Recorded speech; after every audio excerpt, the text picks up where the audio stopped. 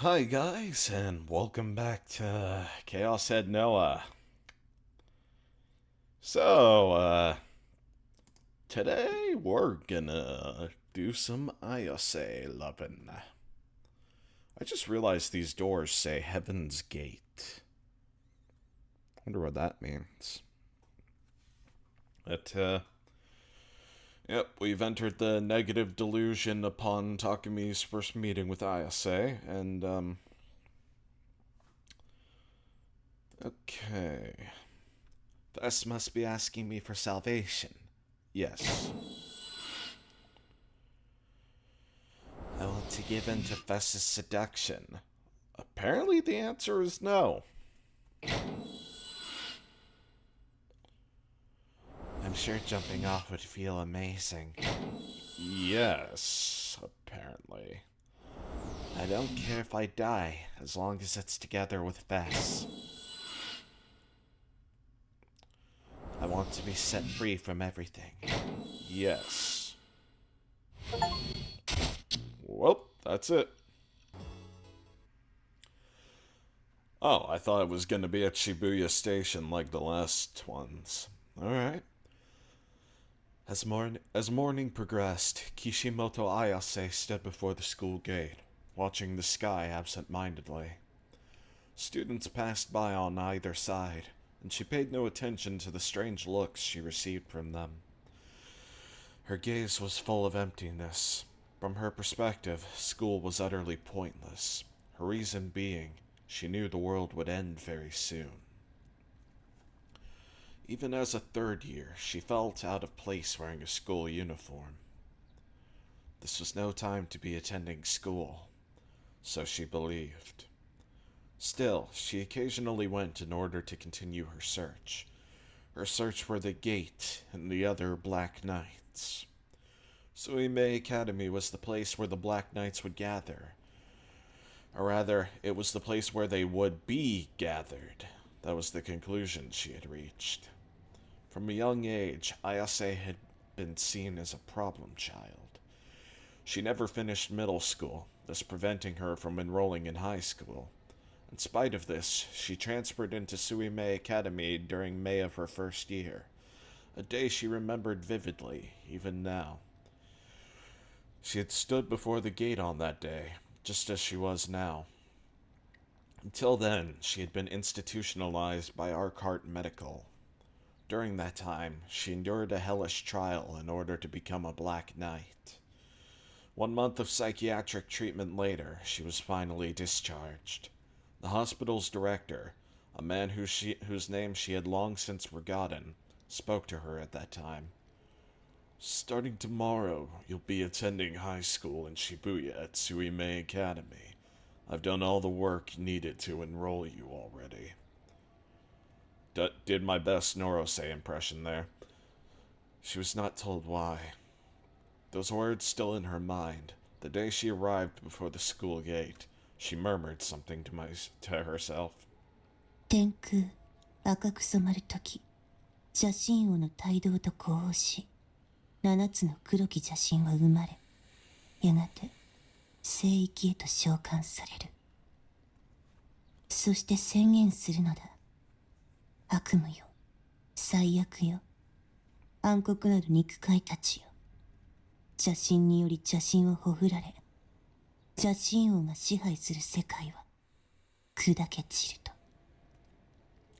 They were verses of the legend from the gladial book of Psalms and Revelation, a prophecy Ayase had taken to heart. One she uttered only because she knew now for certain. This was the gathering place of the Black Knights. Thus she would continue waiting. Thus she would continue searching. And as time passed, she had never felt a single trace of wickedness until now. At last, she could sense a presence. The presence of a potential Black Knight.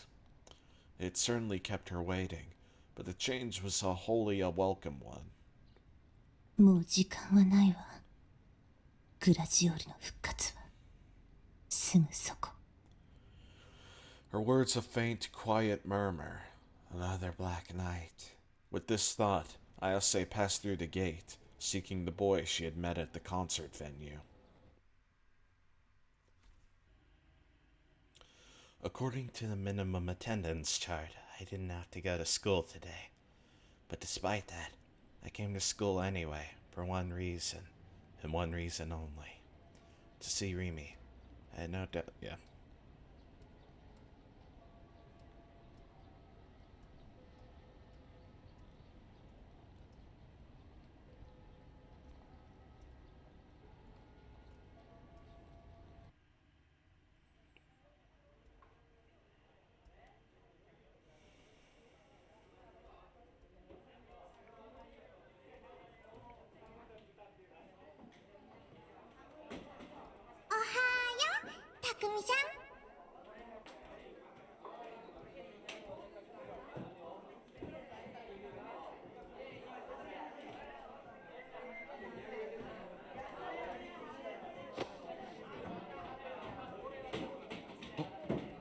Oh, タク。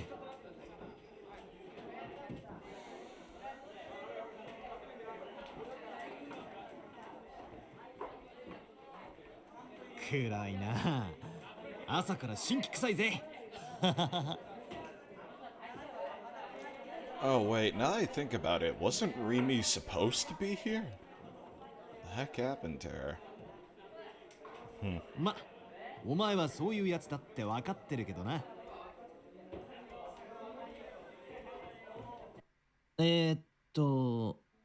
あれだ。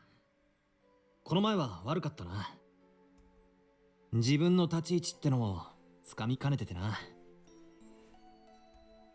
でもま、いろいろ考えて、やっぱ今まで通りで行くことにしたからよ。よろしくな。He had an indifferent expression on his face. You seriously want to keep talking with me? Same as always. Do you actually enjoy hanging out with an otaku freak like me? Even though there's nothing to gain from it?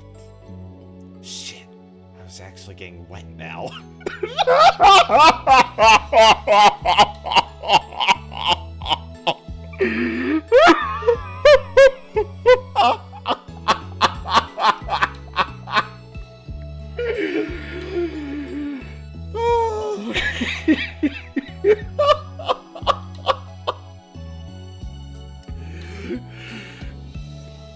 Misumi could one. If Misumi-kun wanted to fuck me in the ass right then, I probably wouldn't have been able to say no. ま、正直なところを言うと、お前に優しくしてやることで、俺は女にモテるわけだ。あんなダメ人間にも分け隔てなく接するなんて、とってもかっこいい人だわ、キャ。ってな。Misumi got daisuke. Go die in a hole. Would you think I was this close to falling for you? Full homo. You heard it here, boys. Nishicho Takumi, bisexual icon. Well, I mean, he's not really an icon of anything, but representation is representation. If you just didn't open your stupid mouth, nobody would have ever realized you were such a narcissist. Worst of all, as if I even needed to say it, was that it was totally in character. He was being completely sincere. And so, I finally cracked. My lips curved into a bitter smile. そういえば、岸本のことを聞いたか。まだ入院中らしいぜ。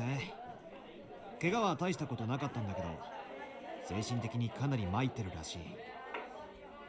いいか、タク。女を落とすのに一番手っ取り早いのは、弱ってる時に優しくしてやることだ。というわけで俺、本気で岸本の見舞いに行こうかなと思ってんだよね。そういえばタクって、岸本と知り合いだったよな。な、一緒に行ってくんね。It was the typical subject matter for Misumi-kun, but that was beside the point. Ugh, Misumi-kun, why are you always hitting on girls? Why don't you hit on me? He mentioned Ayase. With Rumi gone, Maybe she was someone I could turn to. Maybe I could depend on someone like her. Yeah, what the heck's happened to Remy? She's supposed to be here.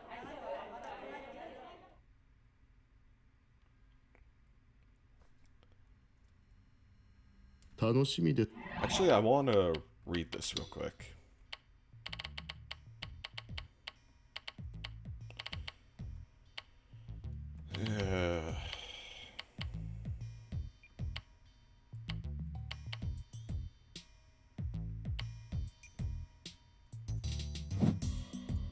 Ska? ここまで随分時間がかかってしまう。プロジェクトノア立ち上げからすでに5年余り。さて、まさか君がギガロマニアックスだとは思いもよりませんでした。Oh, he's probably talking to Remy, I think. どうやら神すらも私の味方をしてくれているようだ。君のサンプルを取らせてもらいますよ。Or Nanami, maybe? 何？怯える必要はありません。私は元医師でしてね。インフォームドコンセントはきちんとしなければ気が済まないたち。そもそもノア2のハードウェアはそのために正確に言うならばNA シナプスに関するコードサンプルには個人差があり、持っている能力が高いギガロマニアックス、人間の脳は残りの10分のギガロマニアックスの頭、そのサンプルがノア2にとサンプルが多ければ多いほど納得してもらえましたか？結構。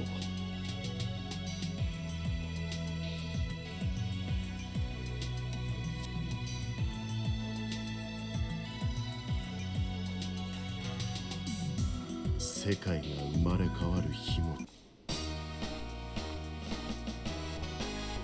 た病院ってうわしかも女からだし付き合って4年になるラブラブの彼女がいるんすよ。 You piece of shit!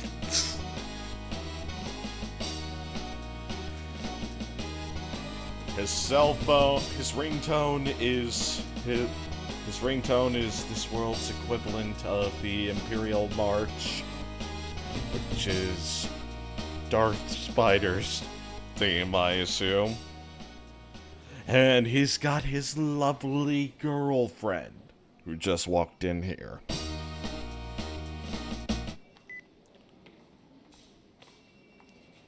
I wonder if maybe the reason, maybe they were using ISA songs as a template for New Gen. That's why they had specific instructions for Sua and Husky.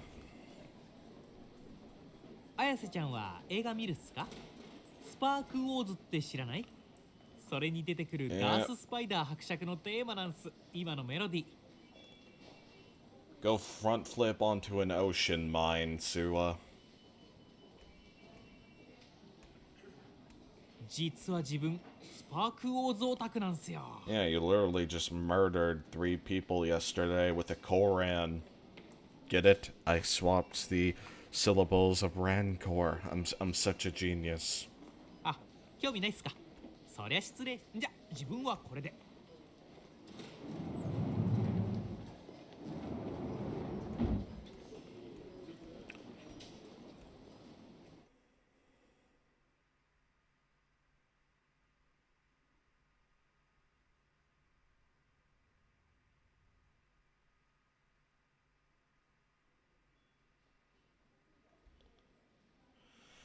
I showed up at school on Thursday for one reason, and one reason only. To meet up with Misumi-kun so we could go see Ayase in the hospital. Granted, he had more or less forced me to tag along, but I still figured that maybe Ayase could help me out.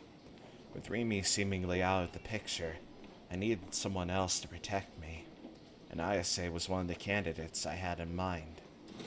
So maybe, just maybe, if she had already recovered somewhat, she might have been able to do something to that effect. And on top of that, with her help, my chances of obtaining a real D-sword would skyrocket. I really couldn't do it on my own. Then again, it was Ayase herself who'd said, obtaining a D-sword isn't something one can teach. But still, this was Ayase we were talking about here. Surely she could help somehow. Coming in through the front entrance, Misumi-kun looked around the lobby in confusion. What's wrong? I called out to him. いや、岸本の病室ってどこなんだろうなって思ってよ。Had he seriously come this far without knowing that? This guy was beyond belief sometime. ここは外来棟だよ。病棟は隣。そうなのか。It's Tokyo General Hospital. It was the hospital I'd gone to ever since I was a kid. I'd even come here just the other day, so I was pretty knowledgeable on where everything was. Dr. Takashino's face flashed across my mind, and I involuntarily groaned to myself. As we walked to the hospital ward, Misumi-kun turned to me. で、病棟の何号室だと思う？ Oh, by the way, for the record, I know that this dialogue probably isn't that different, but Rimi isn't here anymore, so I'm just reading under the assumption that I should be, just to be safe. そんなのわかんないよ。This was a general hospital, so there were obviously a ton of different wards and departments. If I had to guess, 多分外科じゃないかな。でももしかすると精神科かも。there hadn't been any visible injuries on Ayase after she'd fallen, and considering she'd attempted suicide, her mind had likely been brought to the brink, so her being in the psychiatric ward seemed very possible. Even I'd been taken to the psych ward after the uproar at O-Front. タクって物知りだな。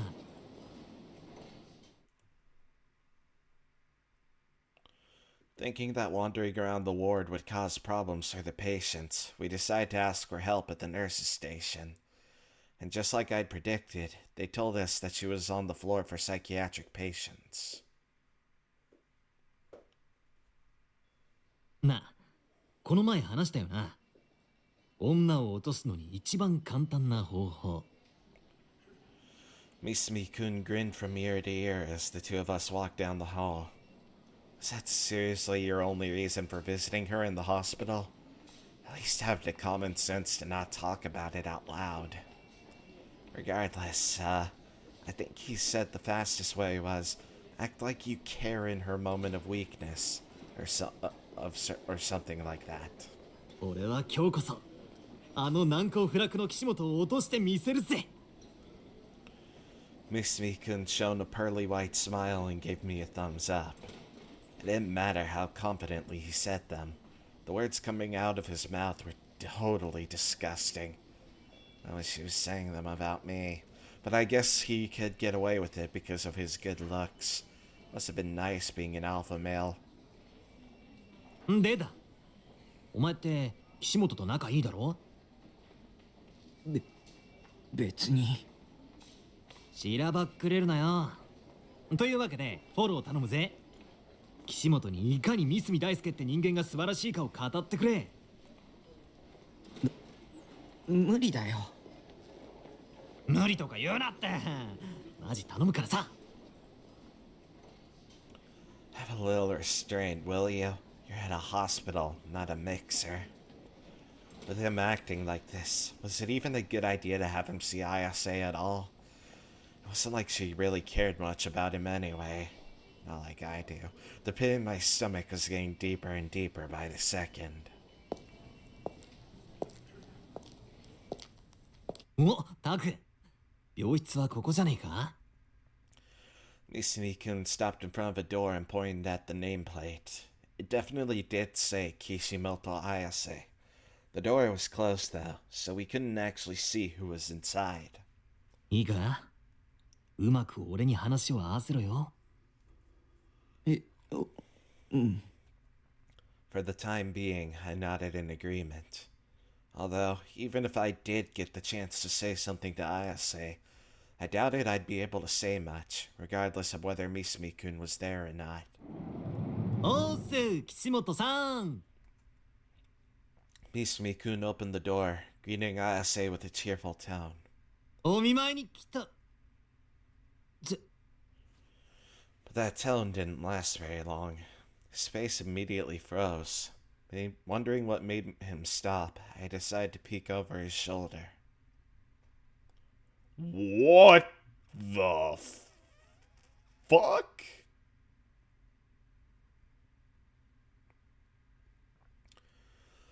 Nanami's sword, Rimi's sword, and Ayase's sword. All three leaning against the window.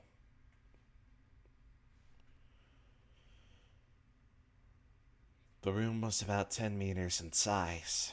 Past the entrance, there was a bathroom to the right and a bed in the back. And on the bed... Also, we're not at the point where Takumi has seen Rimi or Nanami's swords, so he wouldn't know they're theirs.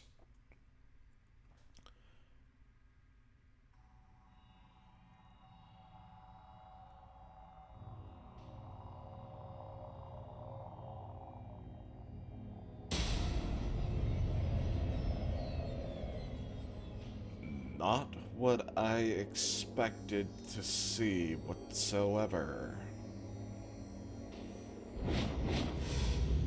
Sat Ayase, stained with blood from head to toe. Her hollow eyes pierced straight through us.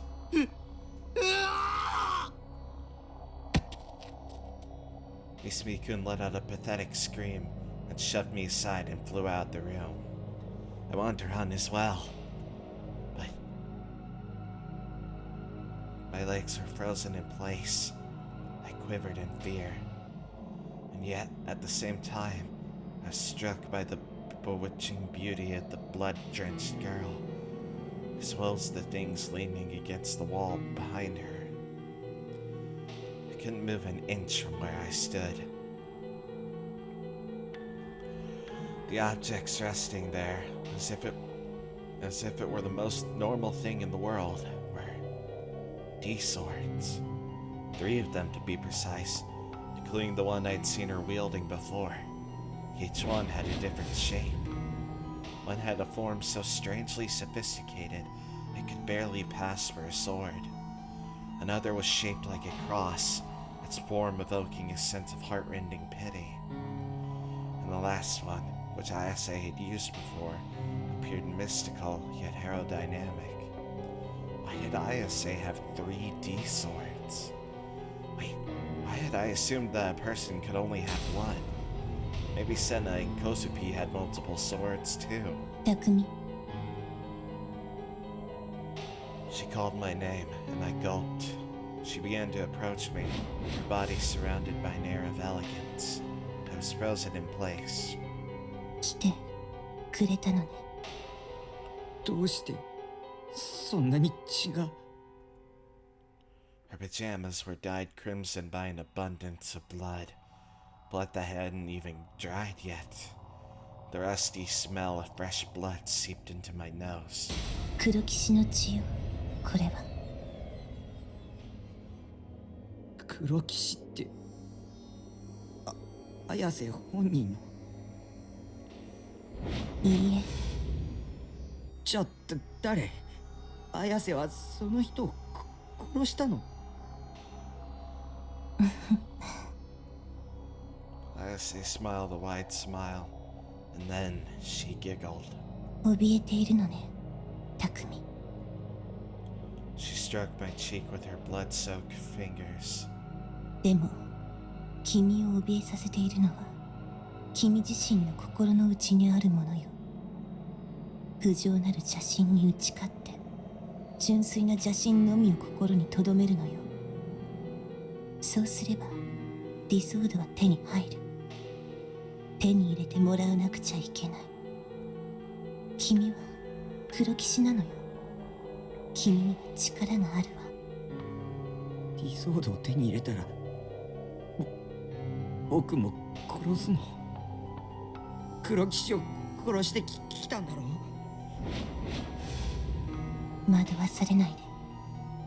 それが不浄なる邪神よ。Ayase peered at my face, her hand still on my cheek. Her eyes looked hollow, and yet I could sense a profound radiance buried deep within them. I couldn't take my eyes off her. 黒騎士は本来なら邪神を制御できるわ。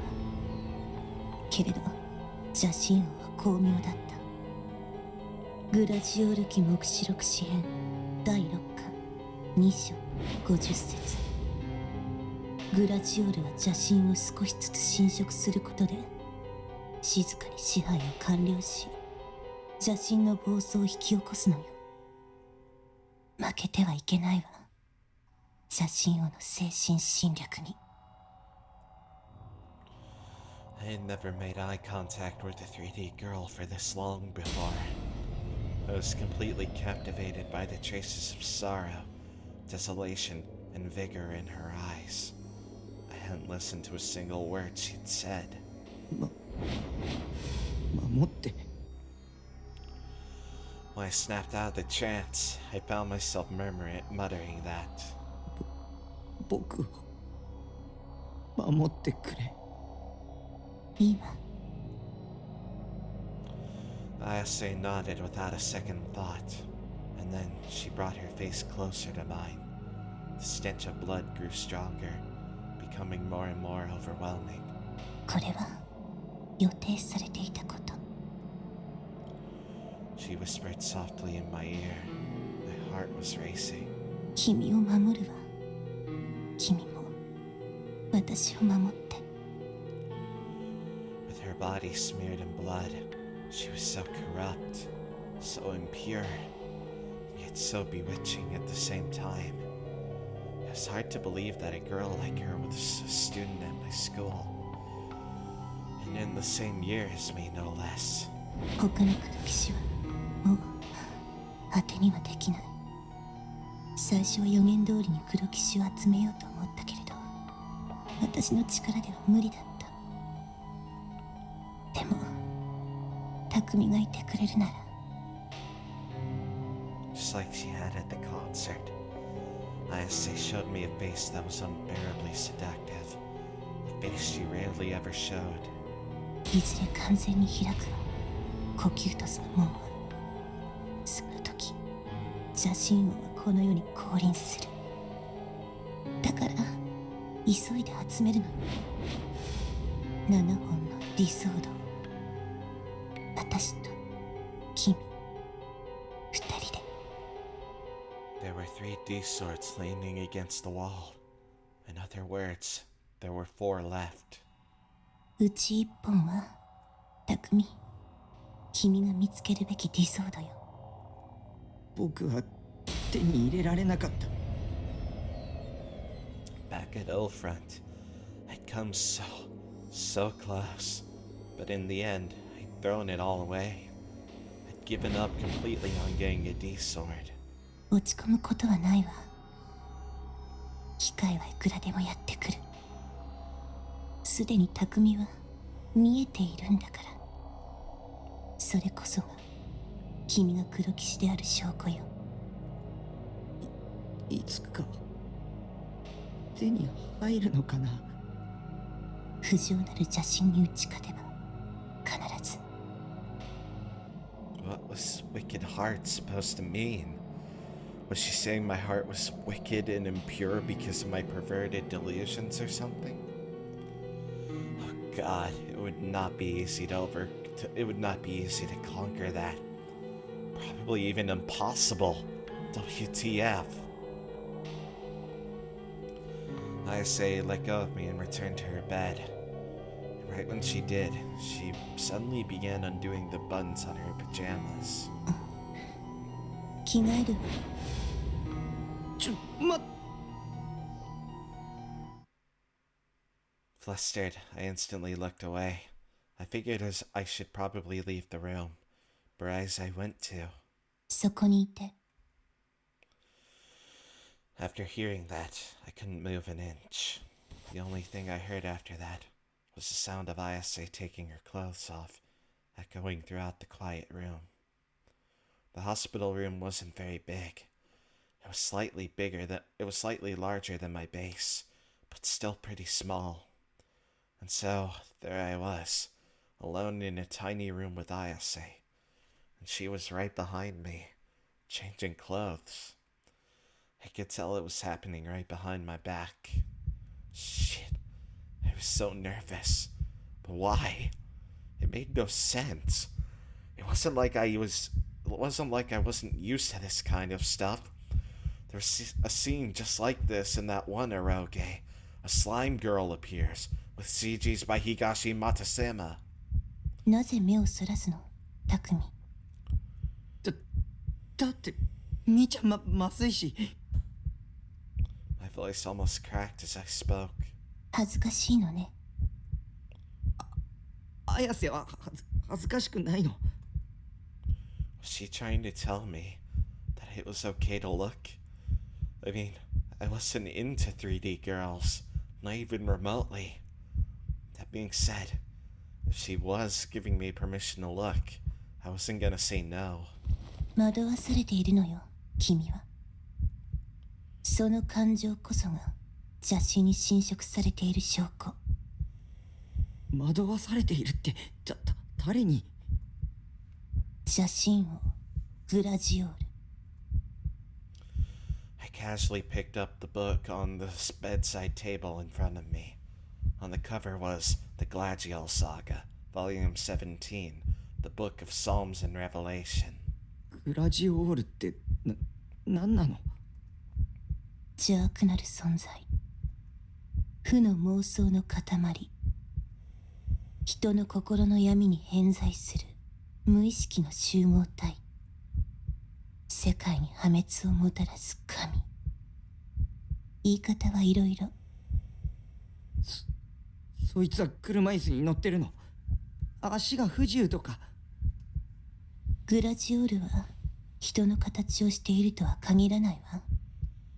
もういいわよ、こっちを見ても。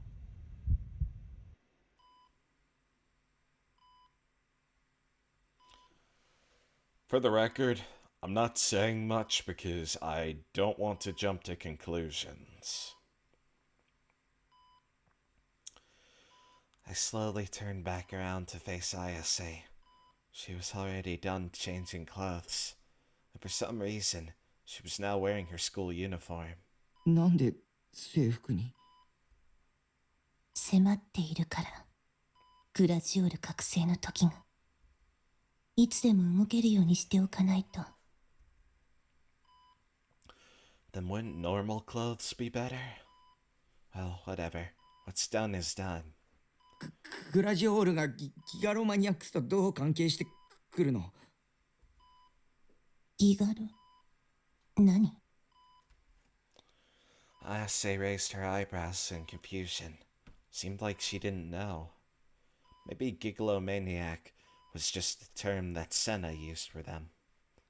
ギガロマニアックスだよ。セナはディソードを持つ力の持ち主のことをそう呼んでた。I guess that means Ayase wasn't the one talking to Norose, because he used the word gigalomaniac. ディソードはディラックの海に繋がったパイプだとかなんとか。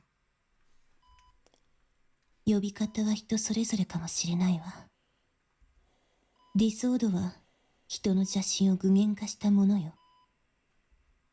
グラジオール記目視録詩編にそう書いてある。第3巻11章23節。予言書なのよ、それは。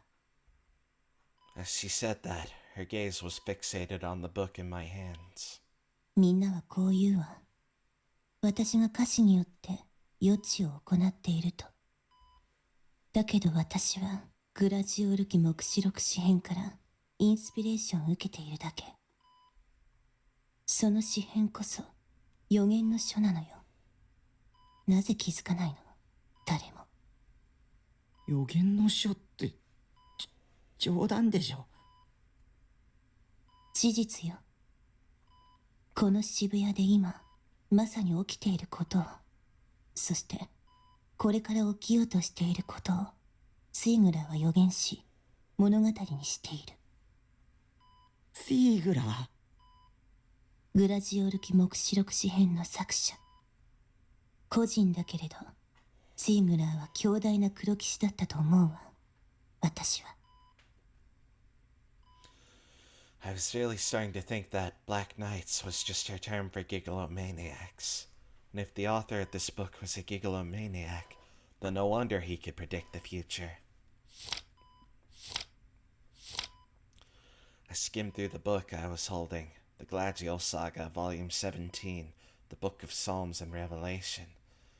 And what I saw shocked me. Is it the creature he drew? Oh. It was blank. No matter how many pages I turned, no matter where I looked inside the book, there wasn't a single word. What the hell? I turned back to check the front cover. It wasn't a normal book cover. It was almost entirely blank. All that was written was the title and the author, not even the name of the publisher. Once again, I tried flipping through the book from the beginning, but even the first page was blank, and no matter how many pages I went through, I couldn't find a single one with any writing. これ不良品。どういうこと？だってこれ全部白紙じゃないか。何を言っているの？ Is she the only one that can see words on it? ちゃんと書かれているわ。何度も読んでいるのよ、私は。そんなこと言ったって。ほら。I shoved the open book right in Ayase's face. どこからどう見ても真っ白だよ。ちっとも白紙なんかじゃないわ。いや、白紙だって。ここに字が書いてある。見えないの？匠。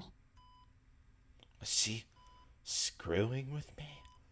Or was she actually being serious? Maybe Ayase had been a complete mental case all along, and I'd only just realized it now. Maybe it's something like she is indeed seeing some kind of prophecies or whatever, but she has to delude them into existence. 君には見えないのね。侵食されているからだわ。写真王に。Ayase was dead serious. She really didn't seem to be joking. In fact, I was pretty sure I'd never seen her crack a joke even once before. I took another look at the book, but I really didn't see a thing. 僕には白紙にしか見えないよ。そう。Ayase's shoulders drooped in disappointment, and then she took the book from my hands. Her hands were cold to the touch. 考えたことがある？何が？世界は人によって見える形が違うということ。Oh, wait. I just remembered, there should probably be a tip for... Yeah. Rose. To be precise, it is not Kusunoki Yua who wields this sword, but Kusunoki Miya. Absolutely. Yua, as she was, wouldn't be able to wield this sword at all. It is characterized by the red petals that dance in the air whenever it is rebooted. This symbolizes the complex Miya held with her sister Yua, where she felt as if Yua had everything she lacked: elegance, femininity, and kindness. There's a Japanese phrase that reads, "falling as flowers do," that is used to reference those who die young, often in battle or some other tragic manner. As per this phrase, Mia's sword also symbolizes her deep mourning for her sister's death, for her own erasure of the existence known as Kusunoki Mia, and the repose of both of their souls. Man, Mia is just a sad character. She's just so sad. その際を確かめることはでき So ないわ。 depressing. 概念や認識を他人と完璧に一致させることは不可能だから。でもこれだけははっきりしている。君が見ているものと私が見ているもの、その違いは邪神による影響よ。邪神の集合体が邪神をグラジオール。目覚めようとしている。もうすぐ。もしも目覚めたら、きっと。この世に67億ある世界は、邪神王が生む混沌によって混じり、溶け合うことになるわ。6.7 billion worlds. I assume she means the perspectives of all the world's people. 境界が消え、邪神により連結された世界になるのよ。あらゆるものが規則性もなく生まれ、あらゆるものが一瞬で死ぬ。概念も認識も因果律もすべて破壊される。You really are Rei Ayanami. すべてあるがゆえに何もない世界。あらゆる神話と同じように予言されているわ。終末予言、滅びの歌。Is that really true? Was that what was written in the blank book? In the gladial book of Psalms and Revelation? このままでは滅びの結末に至るだけ。今止められるのは私と君二人しかいないの。どうして僕ら二人なの？導きよ。他の黒騎士はすでに邪神王に侵食されてしまった。Wait, Ayase had said earlier that the blood on her was from the other Black Knights. Had she killed them somewhere here in the hospital? If she had, then where were all the bodies? Then, right as I thought that, Ayase walked past me and placed her hand on the door. どこ行くの？おしっこよ。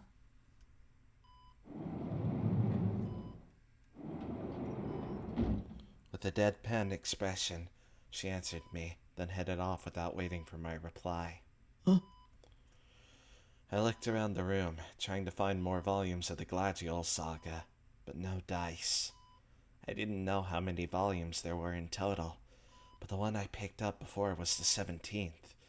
Volumes 1 through 16 were nowhere to be found. Of course, it was possible that she just hadn't brought them to the hospital. I still couldn't believe that the book was totally blank, despite seeing it with my own two eyes.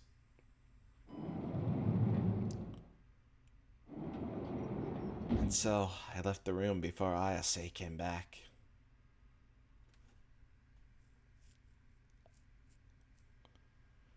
So, the hospital had this corner set up on the far end of the lobby.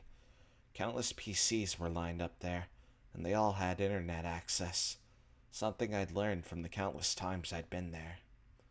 Now that visiting hours had ended, all signs of life in the lobby had vanished. Even though it was so busy during the day, the lobby was now covered by an eerie silence, making it impossible for me to calm down. I'd definitely get kicked out if a nurse saw me, so I made a dash for the PCs. I wasn't an idiot. I knew a thing or two about Western mythos and stuff, and I'd learned it from all the anime, manga, and games I'd gone through. But even with all that, I'd never heard of the Gladiol saga before. The first time I'd even seen the name was when I had looked into Ayase online. So without further ado, time to look it up. I got quite a few results. Way more than I expected, actually, which worried me. Maybe I really was the only one who didn't know about it. But as I looked closely at all the results, I noticed one common denominator. All of them had something to do with Phantasm or Fess.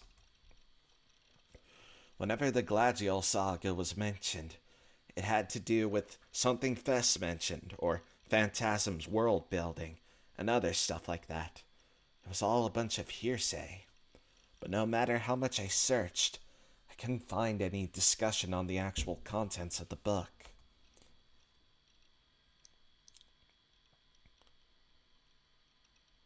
There was a wiki entry for it, but it barely even touched upon the premise. Fictional, a series of high fantasy novels based on the Eastern European myth of Gladiol, the wicked-hearted king. Told over the course of 23 volumes, it depicts the battle between the 7 Black Knights and Gladiol. It was written by R.C.O. Siegler from 1929 to 1951. The series has been translated into several languages, but it never gained widespread appeal due to its rather esoteric writing style. That was all that was written there. Compared to the other pages on other legends, each of which were filled to the brim with information, this one felt a little lacking. Even the page on D-Swords went into more detail than this. And since this was Wikipedophilia, the free encyclopedia that anybody could edit and touch inappropriately, there was no way to verify its accuracy. The picture on the D-Sword page had been entirely off the mark, too. In the end, there was one thought that kept coming to the forefront of my mind. What if the Gladiol saga was simply a product of Ayase's delusions? Maybe Ayase was trying to create some sort of Lovecraftian mythos or something.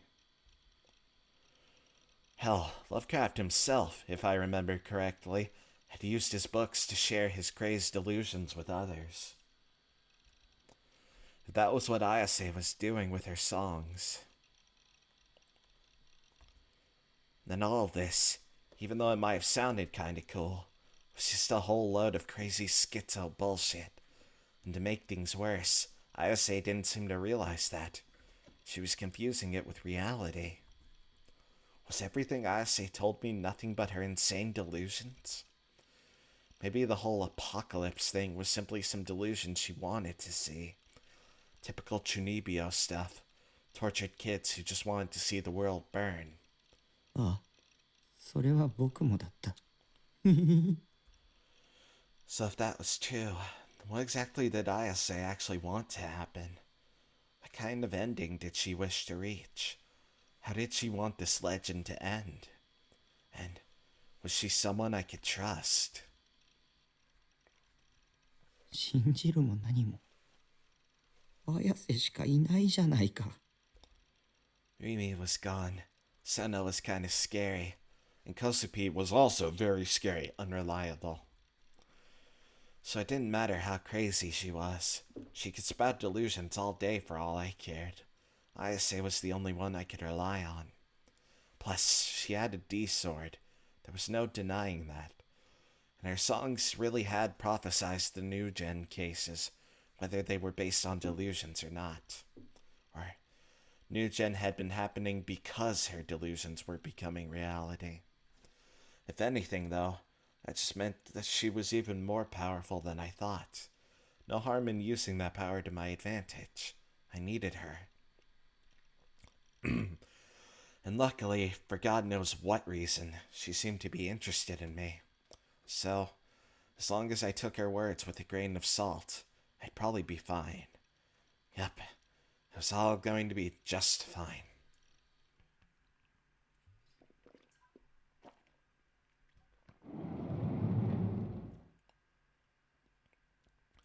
When I came back to the hospital room, 悔いをって悔いをって闇夜を切り裂き月光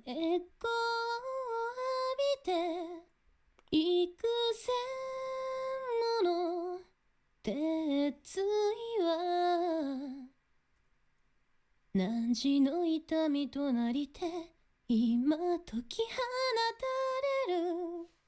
やがて叫びは宙に舞い、夜空は赤く染まるだろう。 Ayase was sitting on her bed, eating some hospital food. Wait, she wasn't actually eating it. She was just listlessly poking her frozen tofu with her chopsticks, all while quietly singing a song. It was one of the prophetic phantasm songs, the one that had foretold the third new-gen case, the crucifixion. It was called A Contract of Blood to Seal Our Sin.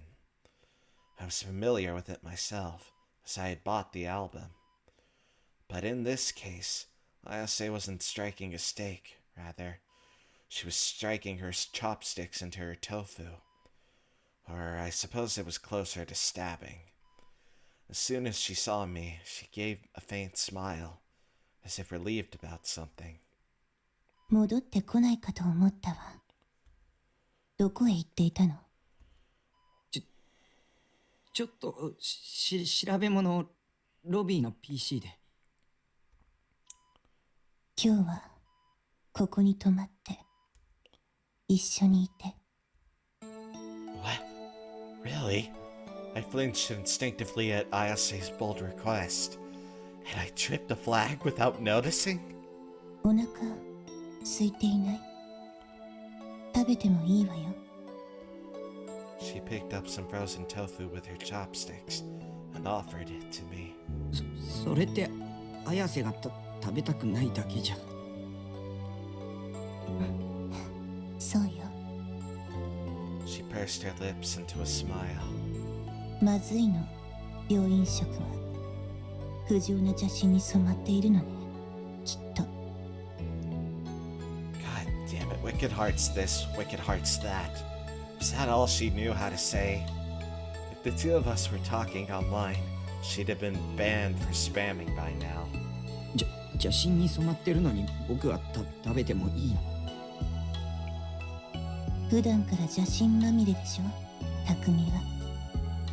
コンビニのお弁当やカップ麺は不浄なる食べ物の最たる例よ。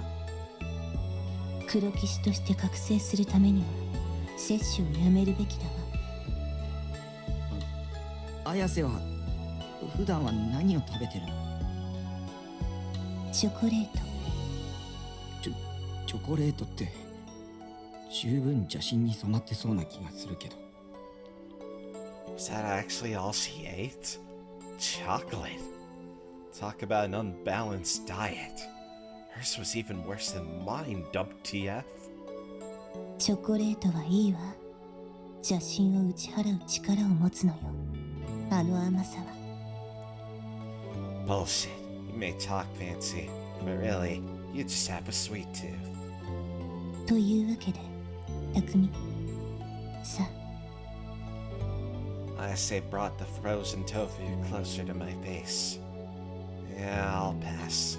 I'm not really a fan of frozen tofu either.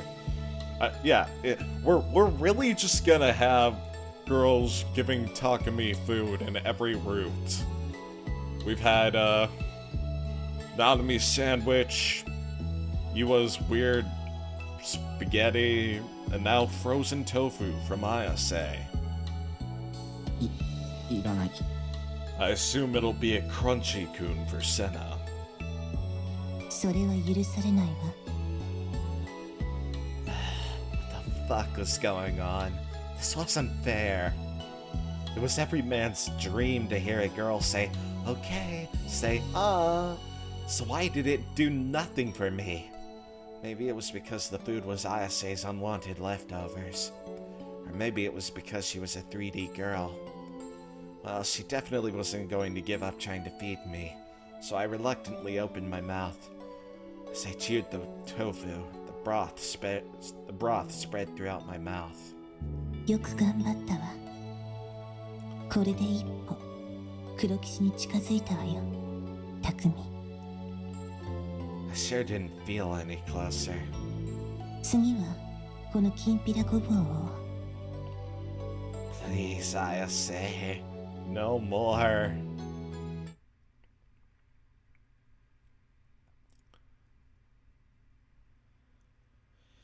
When she finished feeding me, Ayase had once started going on about the Gladiol saga, but this time she really got into it. Even once the sun had started setting, she seemed oblivious to the fact that the room was getting darker. Not once had she thought to turn on the lights. For the most part, though, she'd pretty much just gone in depth on the things she'd already mentioned prior to that. Nothing really new. And she wasn't exactly the most engaging storyteller, so now I was starting to get sleepy. Though, considering that Shogun was still out there, it probably wasn't smart to be dozing off. というわけなのよ。理解できた？ This is like that meme where like that one person's just blathering on about the lore of their favorite thing, and then the person watching is just like, ah, they're so dumb. I love them. あ、うん。 I hadn't listened to a word she had said, but I decided to nod just for now. But when I did, Ayase squinted at me and moved in close. Okay, this next part, the lore, I need you to pay attention here.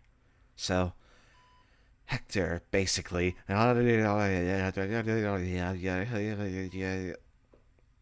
聞いてなかったのね。 She usually didn't show much in the way of emotion, but I guess even she could get mad under the right circumstances. Maybe I should apologize for upsetting her. It's better to just listen to whatever lore they blather to you about. それも邪神に染まっているせいよ。 Oh my god. Again with the wicked hearts. 先に取り除かなくてはならないようね。君の侵食した邪神を。でなければ純粋なる邪神は培養されない。取り除く？ What was she trying to do to me? By the sound of it, some kind of terrifying heart surgery.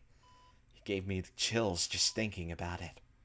But seemed like my guess was off. With a slightly sorrowful expression, Ayase licked her lips.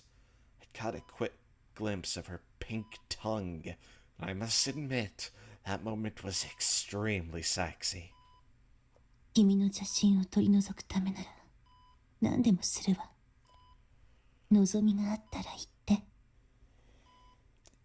Anything. Well, I still didn't know what she meant by excisor impurity, but... well then, how about, for starters... キスでもしてもらおうか。 Despite the darkness, I could see the rigidness of her expression. Oh, maybe I'd gone a little too far. I really didn't want her to start hating me, and I definitely didn't want her to abandon me, so I rushed to apologize. Or at least I tried to, but she didn't give me the opportunity. Instead, she grabbed me by the collar and shoved me right into a nearby closet. 何を？ She pressed her body up against mine, and then she closed the door behind us, leaving us tightly packed inside the closet. The closet was incredibly cramped. It wasn't designed for people. In order for two people to fit, they had to be pressed up right up against each other. It didn't help that I could feel Arase's stifled breaths on my ear either. Maybe it was how dark it was, but the situation was really turning me on. どうしたの？看護師の見回りよ。 Oh, so that's why we were hiding. Visiting was prohibited at night, so obviously sleeping over was too. If they found out I was here, they'd kick me out immediately. Okay, but why was Ayase hiding with me? この病院にも敵は多いわ。敵？グラジオールの使い、私たちの心を支配しようと虎視眈々と狙っているのよ。 Two of them visited you just today. Even the nurses were our enemies? Yes, yes, yes, very much. Yes, yes! それってただの被害妄想。静かに。 I had no clue what brought it on, but Ayase suddenly sealed my lips with hers.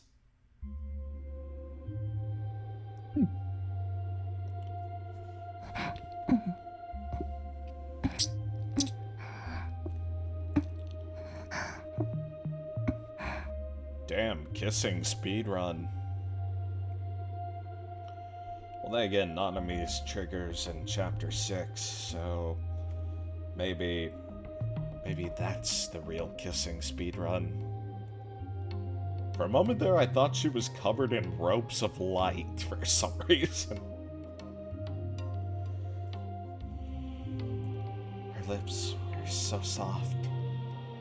It was enough of a shock to make my mind go completely blank. That was when I heard the door open, and at the same time, some strange mechanical sound. Whoever they were trying to be stealthy, but I still had heard them come through the door. いないわ。 It's the enemy. I heard a female voice. I felt like I had heard it before, but I couldn't remember what. I couldn't exactly remember when. 逃げられたのかしら。まさか私たちの正体に気づかれた？ええ、不用意に接触しすぎたのかもしれない。 She was talking to someone, but I couldn't hear the other person's voice. She must have been on the phone, talking to Suwa. Ayase's lips were still glued to mine. Her sweet aroma lingered in the air. It smelled absolutely incredible. They were so soft. Not just her lips, but her breasts, her shoulders, her hips, her thighs. Every part of her body that pressed up against mine was soft as could be.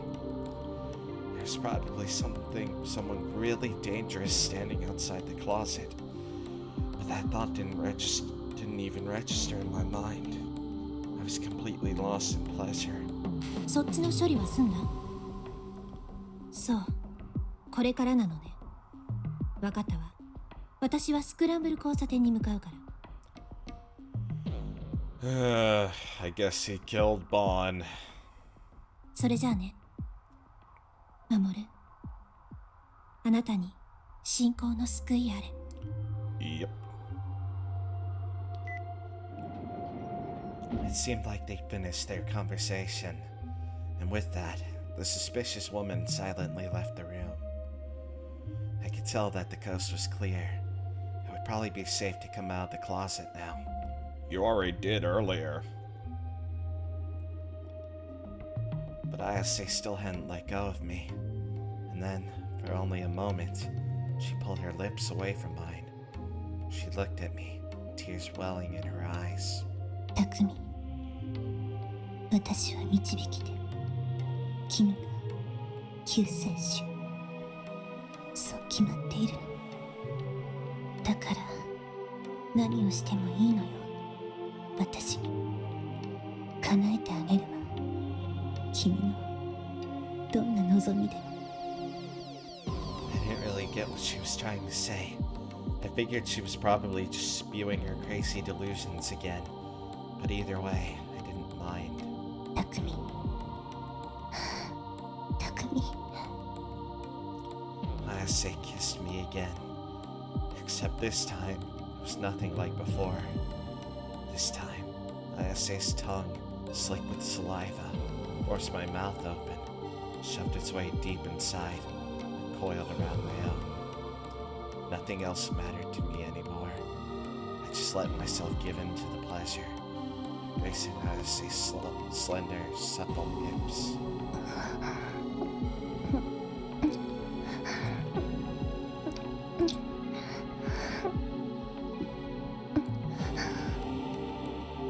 It was becoming a little hard to breathe, and I tried inhaling.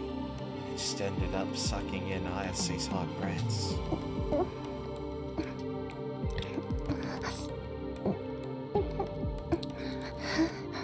Man, Takumi, you really gotta learn to breathe through your nose. Ayuse's saliva spilled into my mouth. It tasted incredibly sweet.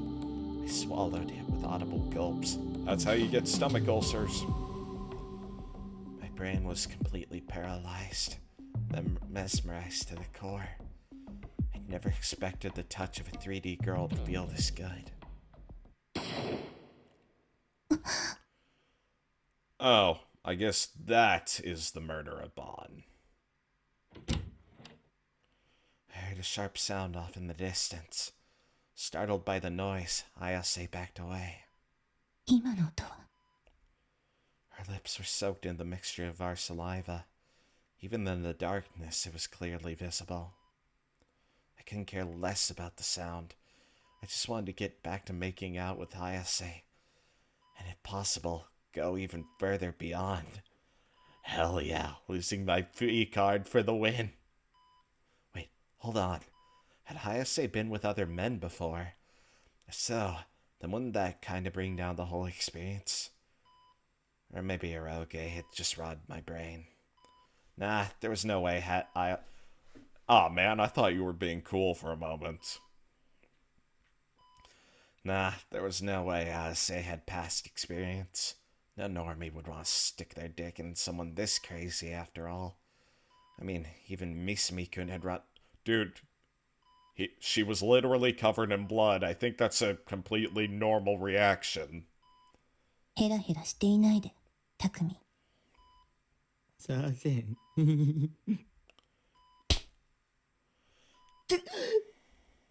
Ayase had slapped me. My hopes and dreams were dashed in an instant. And in their place, anxiety arose. I felt like I was about to cry. Ayase was staring daggers at me, but I couldn't help but cling on to her all the same. ごめん。嫌わないで。邪神に支配されるのではなく、邪神を己に取り込むのよ。でなければ、黒騎士として目覚めることはできない。それを忘れないで。I have no idea where this ending is going whatsoever. Pretty sure the reason I'd gotten all turned on was because of the kiss, not all this wicked heart stuff. But I couldn't be bothered trying to argue with her. 行くわよ。どこへ？銃声だったわ。さっきの音。Please save Bon. Please save Bon. Please save him. Please. A gunshot. Here? In Japan? In a hospital? It hadn't sounded like one to me. Then again, I'd only ever heard them in movies and Vidya, so it wasn't like I had any frame of reference as to what real one sounded. Dude, that literally sounded like every gun's sound effect ever. 銃声だったとして何をしに行くの？これもまた予言にあったわ。すでに邪神王との戦いは始まっているのよ。黒騎士の心が殺されていく。だから回収するの。理想道。私たちにできるのはそれだけ。The Black Knights were going to perish. Had that bullet we'd heard been fired at someone? 警察に。ダメよ。警察も邪神に支配されてしまっている。We were reaching unprecedented levels of schizo here. Ayase had completely lost it. The Glacial Saga was nothing more than a delusion of hers. Everything she'd said was nothing more than a delusion of hers. I'd asked myself earlier what kind of ending she wished to reach, and I was still asking. Seriously, what was her end goal here? What the hell was I supposed to do? ついてきて、匠。Ayase was already on her way out. I hesitated to follow her. But that was when I realized. The 3D swords leaning against the window were gone. Had she taken them with her? I bit my lip, hesitating for just a moment longer. But in the end, I decided to follow after her. Did Hosky somehow take them?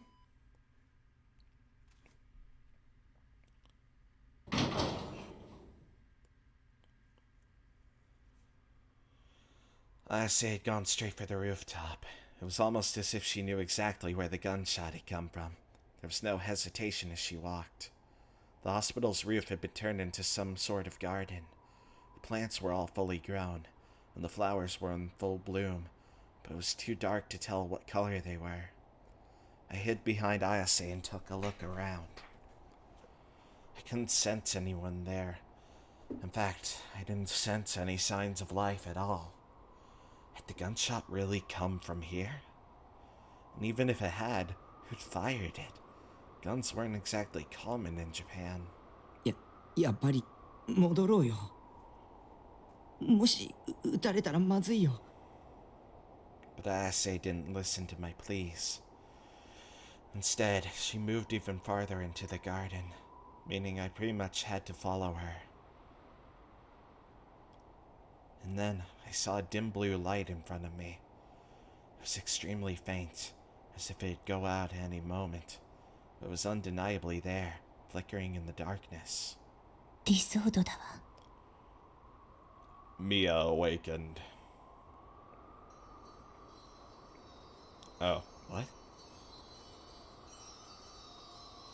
It was unendingly elegant, and yet it possessed a razor-sharp edge, as if it longed to cut down all around it. Its presence was completely otherworldly.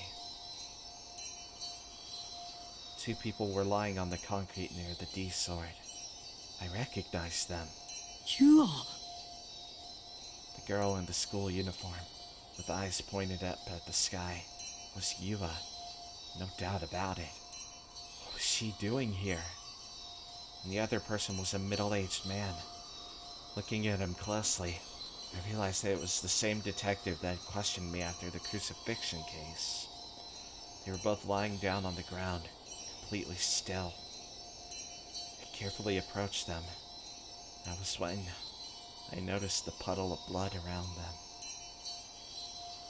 I jumped back in shock, but it was too late. The crimson liquid had already colored the bottom of my shoes. The detective's body was especially soaked in blood.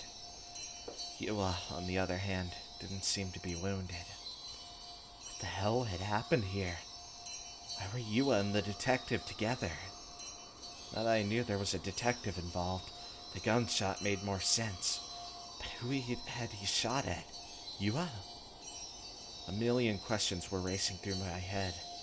So many, in fact, that I couldn't even begin to organize them.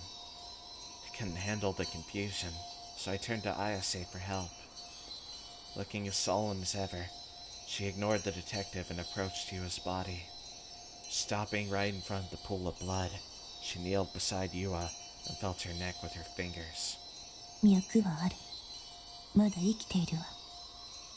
だけど、死んでいる。心は。そっちの男の人は、もうダメなようね。Oh.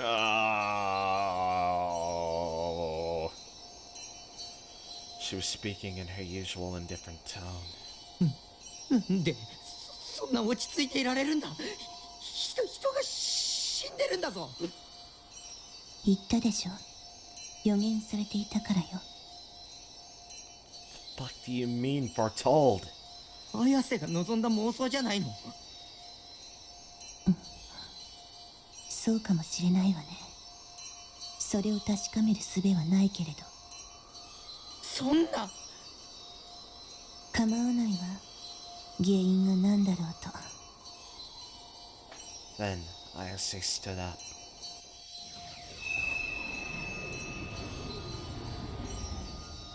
pulled her D-sword out of thin air. She took her D-sword, glowing bright red, and touched it against the D-sword that was stuck in the ground. Suddenly, a high-pitched resonance reverberated through the air. A resonance so shrill, it felt like a drill was carving a hole in my ear. Or at least, that was the image the feeling evoked. Immediately after the sound began, the shapes of the two D-swords began to effortlessly distort. Their transformation completely ignored the laws of physics. It was like they were made of liquid or clay. The two swords warped repeatedly, as if writhing in pain. The resonating sound only got worse. Unable to bear it, I tried plugging my ears but it didn't help in the slightest. Until suddenly, a shockwave rippled through the air.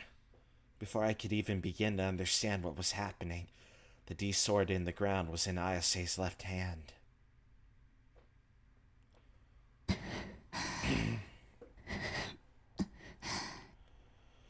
Ayase must have been in agony. Her expression made that very clear. But only a moment later, she looked at me and smiled. She was even blushing slightly, almost like she was aroused or something. 4本目よ。これで。Even though there were corpses right in front of her, and whoever shot the middle-aged detective was probably still nearby. How could she put that sword over literally everything else? Was it really that necessary to get the ending she wished to reach? Did she really need all 7 D-swords to defeat Gladiol? Did Gladiol even exist? I have no idea what's going on with Mia here. となったものは誰だろうと一度は壊れているんだよ。Like, she said her heart is dead. Did she mean that metaphorically or literally? Because if her heart is dead, then her pulse shouldn't exist, should it? I remembered what Senna had told me. I suppose that meant Ayase had also broken at some point. Did that mean I'd eventually break too? Well, the eventually was probably unnecessary. After all, I already felt like I was gonna break thanks to everything happening with Ayase. Ayase quickly erased the D-swords. The two of them vanished, as if dissipating into the air itself. このこと警察に通報するの Yua was my enemy. I wouldn't lose any sleep about leaving her body here among all this carnage. But I had already stepped in the blood. My shoes were leaving red footprints all over the pavement, which would yet again be enough to make me a suspect. 通報はしないわ。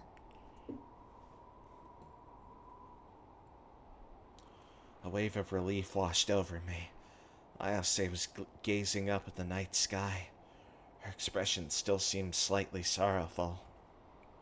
そろそろね。Drawing near. What was? グラジオールは間もなく目覚めるわ。ツイグラーの予言によれば。心して、巧み。最悪に包まれるのよ。世界は。君は見たこともない世界を見ることになる。でも乗り越えてそうしなければグラジオールを倒せない。Ayase's voice lacked its usual composure.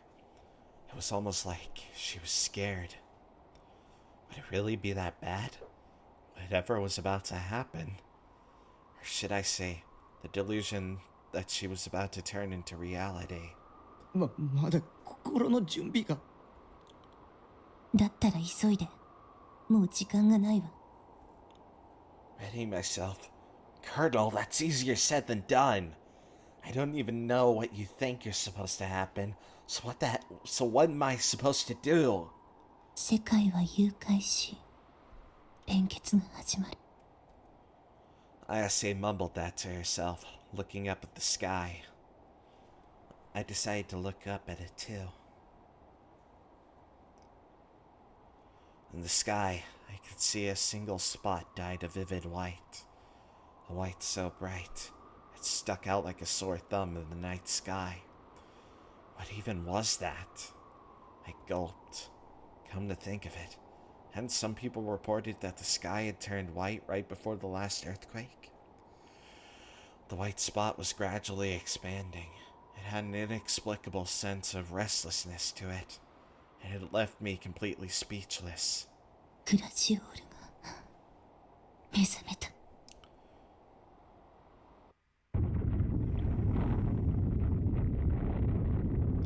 The earth trembled. The building shook. No, it wasn't just the building shaking. Everything was. The white spot in the sky grew even bigger. Then we were immediately assaulted by a violent buzzing noise, one that sounded similar to the resonance of the D-sword from before.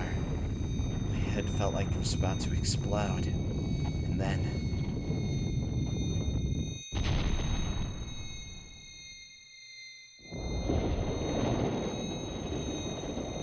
the world was dyed completely white.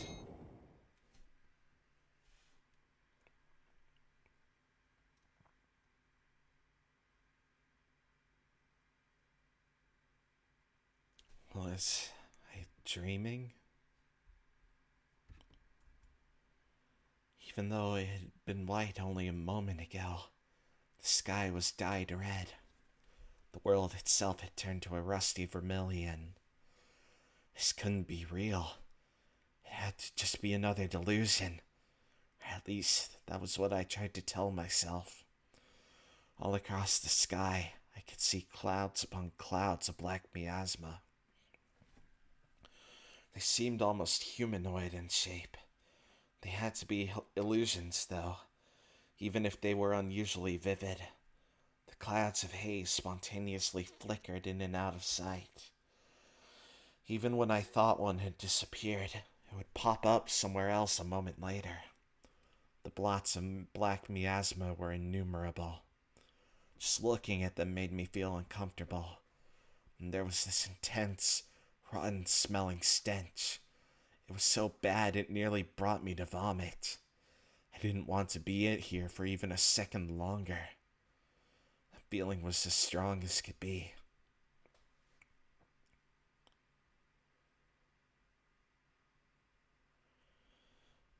When I came to, the sky had brightened up a little, and Shibuya had transformed into a city of death. AH Hospital was still standing, but cracks ran up the walls, and the interior was in complete disarray. I only barely managed to make it out. The entrance to the outpatient clinic was swarmed with ambulances. The place was overflowing with people trampling over each other, fighting for medical attention. When I'd woken up, Ayase had smiled at me and said, "Let us return to Shibuya." It had been just before 6 a.m. at that point, which meant that I'd been out for over 10 hours. Yua's body was nowhere to be found. I asked Ayase if she knew what happened to it, but she didn't seem to know.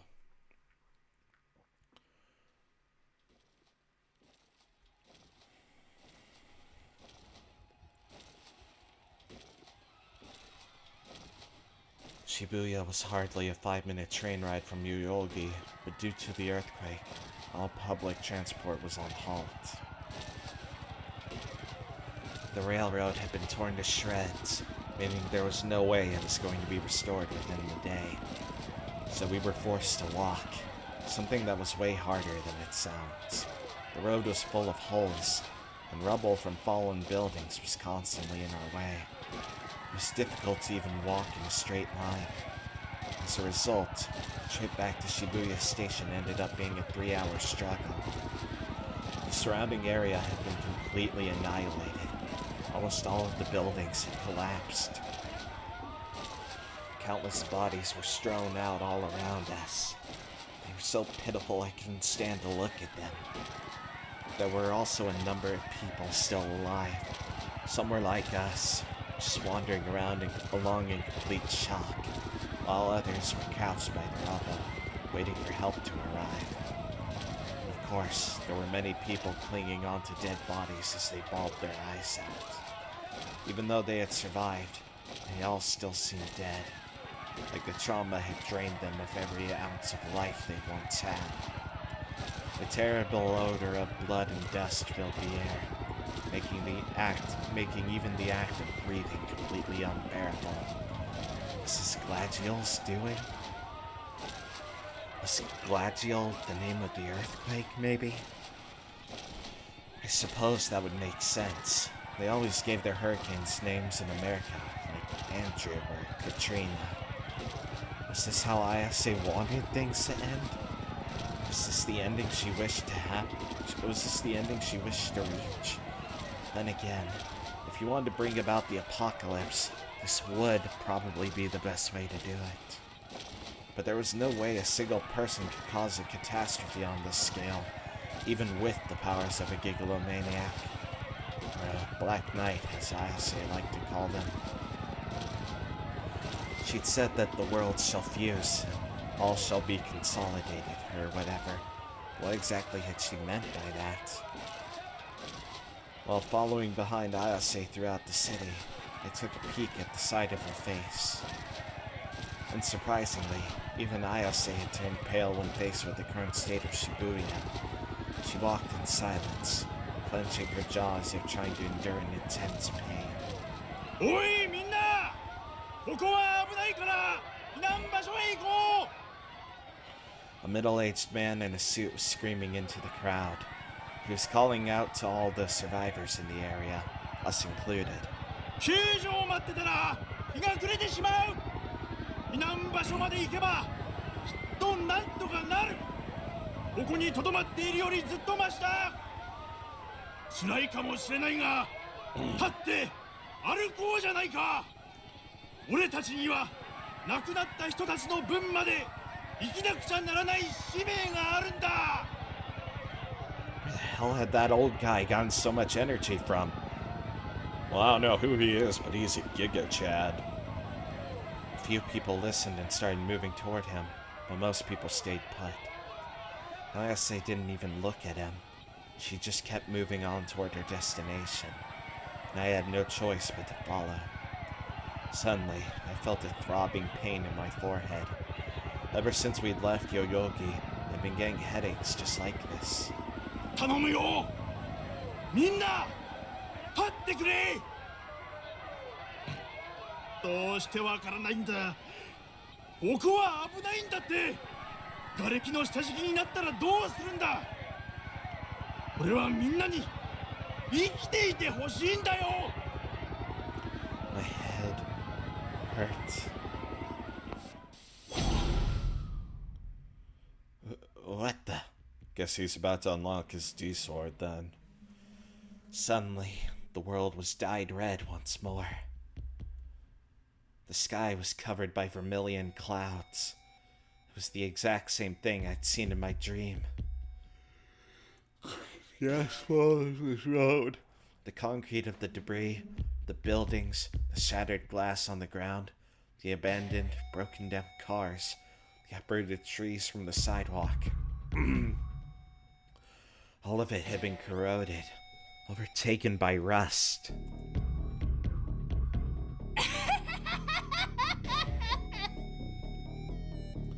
Maniacal laughter echoed throughout the area. It was coming from the same person who had been trying to get everyone to take refuge just a second ago. His body was covered in a cloud of black No, not a Giga Chad after all then. It wasn't just him. Excluding the dead bodies, there were clouds of miasma around everyone I could see. The hazes were nearly human-sized. They swayed back and forth rhythmically, each one unusually vivid. It was a horrifying sight. It was exactly like in my dream. That man's laughter was starting to annoy me. Looking back toward him, I noticed that, for some odd reason, he had an assault rifle pointed straight at me. 今なら警察いないから殺し放題じゃないか。He started spraying bullets.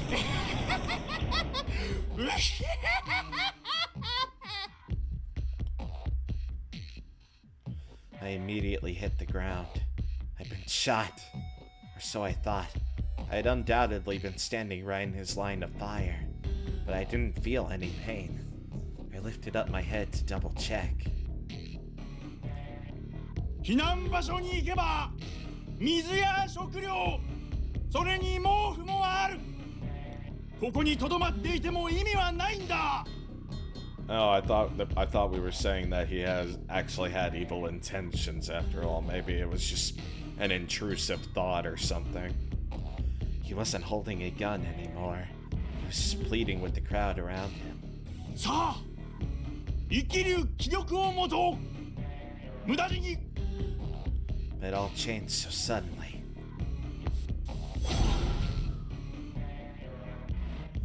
For a split second, the man's body was covered in static. Before the static, he'd had his hand raised up in the air, but after it, that hand was holding a gun. Doing that so quickly, it was humanly impossible. It was barely even coherent. It couldn't possibly be real. It was almost like watching a movie with severely jarring jump cuts. And then he started firing again. The people that were shot fell to the ground, blood spurting everywhere. Their screams echoed through the air. And yet, somehow, none of the bullets were hitting me. It really felt like I was in a movie. It wasn't real life. 匠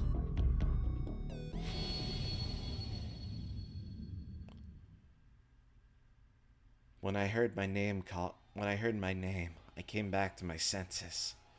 Ayase was staring at me. She looked like she was about to say something, but in the end, she didn't. She simply turned her back and kept on walking. I took a look at the sky. It was cloudy, but not red. The surrounding scenery was overcast by a dark gray, no vermilion in sight.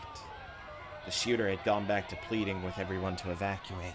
All the people who had been shot were now unharmed, and none of them were engulfed by black miasmata. Huh. Never heard that plural before. What the hell, it just happened. Another one of my delusions? If it actually had been, then I must have really lost my touch. That delusion hadn't even been slightly realistic. It'd been like a movie or a video game or something. 匠早く来て Ayase urged me forward. Where the hell was she going anyway? Was she headed for the evacuation site? The one the guy was yelling about? If that was true, then she wasn't going the right way. Instead, she went right into the Inokashira Line station. What the hell was she thinking? Taking us straight to NoAH? There were no staff members at the station, and the trains were all stopped in place. Ayase made her way down the tracks and started walking along them. Naturally, the tunnel was pitch black. It wasn't designed to be traversed on foot after all. It hadn't collapsed yet, but it felt like it was only a matter of time before it did. I would have never imagined that I'd have ended up walking on railroad tracks like this. What an adventure, though. I should make a movie about it. Wait, pretty sure there already was one. Granted, it had come out before I was born, so I obviously hadn't seen it. I just knew it was about some people walking down railroad tracks to find a body. Never heard of it. Meanwhile, walking through this underground tunnel wasn't nearly as exciting. If we continued along this route, we'd eventually pass by the Shinsen, Komaba Todaime, Ikenoue,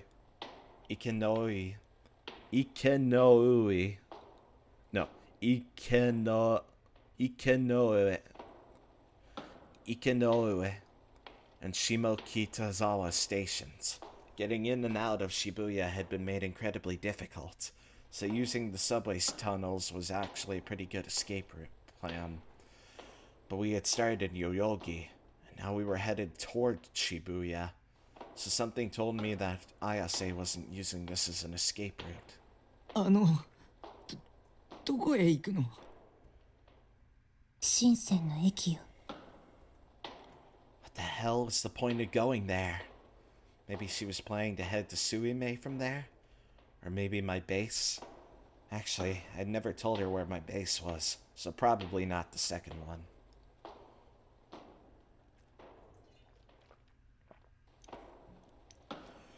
Speaking of which, I wondered if Seraton had survived. If the Kurenai conference hall had collapsed because of the earthquake. Oh god, all my poor waifus could be buried in rubble.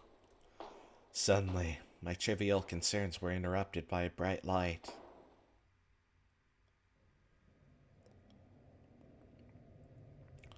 There was a railroad crossing before Shinsen Station, where light from the sky peeked in from above. After the crossing, the rails went into another dark tunnel, and after that was the Shinsen Station platform. The lights at the platform were out, likely due to the earthquake. It was pretty damn dark. There was almost no one around. All I could see were two girls sitting on the platform. Judging by their uniforms, they were Suime students. Ayase approached them without a hint of hesitation. Maybe she knew them or something. As we got closer, their figures in the darkness became clearer. My brow furrowed. I felt like I had seen them somewhere before. And then I realized exactly who they were. Senna! Kozupi! But something was wrong with them. They should have been able to hear us coming, but they didn't even turn to look at us. No, they just sat there, their heads looking down at the ground, not moving. セナ？コズピ？ I tried calling out to them, but the two still didn't respond. What the hell was up with them? 黒騎士の心が殺されていく。だから回収するの。理想道。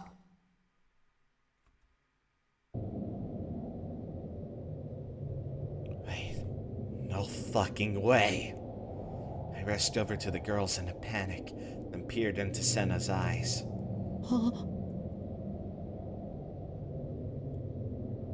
Senna's eyes were devoid of life. They were completely hollow, with no life left within them. They stared into nothingness. Those sharp eyes of hers, always glaring at everyone and everything. Not a single trace of them remained. She was trying to murmur something, but her voice was so incredibly faint, all that came out was a mere croak. I couldn't make out a single word she'd said.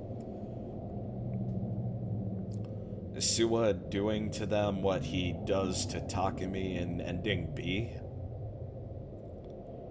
Forcing them to go through all of the new gen murders? Kozupi was the same. The light behind her eyes had died out. Her mouth hung open, drool trickling down her cheek. She tried to speak, but her voice was too hoarse to understand. Something had happened to them. What the hell was going on in this city?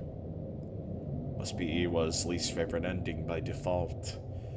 I was absolutely clueless, so I turned to Ayase for answers, but she didn't seem remotely interested in their fates. Their D-swords were lying nearby. Ayase took her own sword and brought it near them. The same shrill sound from before reverberated throughout the station. The three D-swords began to warp and transform.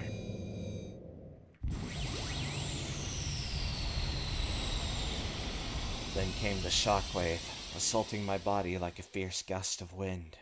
And once it passed, Ayase was holding Senna's and Kozupi's D-swords. これで6本揃った。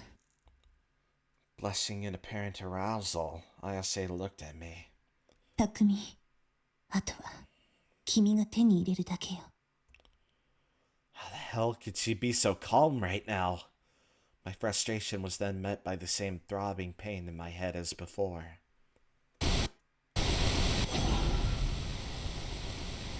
The world turned red once again. Everything began rusting, rotting, and eroding away. I could smell a strong odor coming from CoZ. CoZ slowly rose up from the ground. Her entire body was dyed red. Was that blood or rust? 殺してやる CoZ raised her head. Her face was covered by a black miasma. The sheer bloodthirst coming from her was terrifying. CoZ stretched out her thin arms as if to try and strangle me. But when I blinked, she'd somehow ended up back on the ground. Her head hanging downward, she had an indescribable expression on her face. 殺してやる Static rang in my ears. CoZ instantly teleported behind me. Teleports behind you. Omae wa mou shindeu. The black miasma grazed my shoulder. A ghastly cold sent a chill down my spine. みんな殺してやる特にちゃんも鏡でズタズタに Her whispers were emotionless and robotic. That only made them all the more horrifying. I blinked once more. Senna's body was slumped over on the ground. She'd been cut to pieces. CoZ violently swung down her arms and stabbed Senna in the head with a shard of glass. Dark blood stained with Senna's long, beautiful black hair. CoZ then raised the piece of glass in the air and stabbed her once more. Static. Now CoZ was on the ground instead of Senna, and Senna had mounted a homeless man that had appeared out of nowhere. Her head was buried in his shoulder. Her head was moving up and down constantly. What was she doing? Her hair was covering her face, so I couldn't tell really well. I couldn't really tell, until she finally looked up. The man's shoulder was stained in blood. His flesh was minced like ground beef, and I could even make out a little bit of pink muscle glistering from within.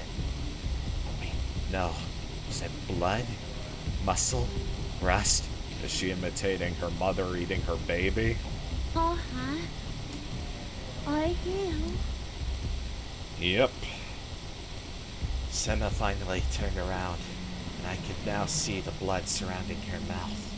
She was chewing on something, devouring it.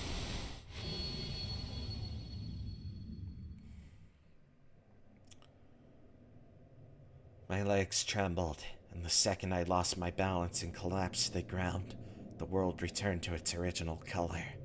My headache vanished too. I pressed my hands against my forehead and shook my head intensely. I felt extremely sick, like I was about to vomit. It didn't really feel like a panic attack or shock or anything like that. It was more like a poison was slowly trickling through my veins, spreading through my entire body. One that hit me with a horrible sinking feeling that weighed heavily on my mind. I raised my head and looked at Senna and CoZ. They were still where they had been originally, on the ground, motionless. どうしたの Ayase held out her hand. It was the same look from earlier. The one that told me she had something to say. Something more to say. I took her hand and stood up from the ground.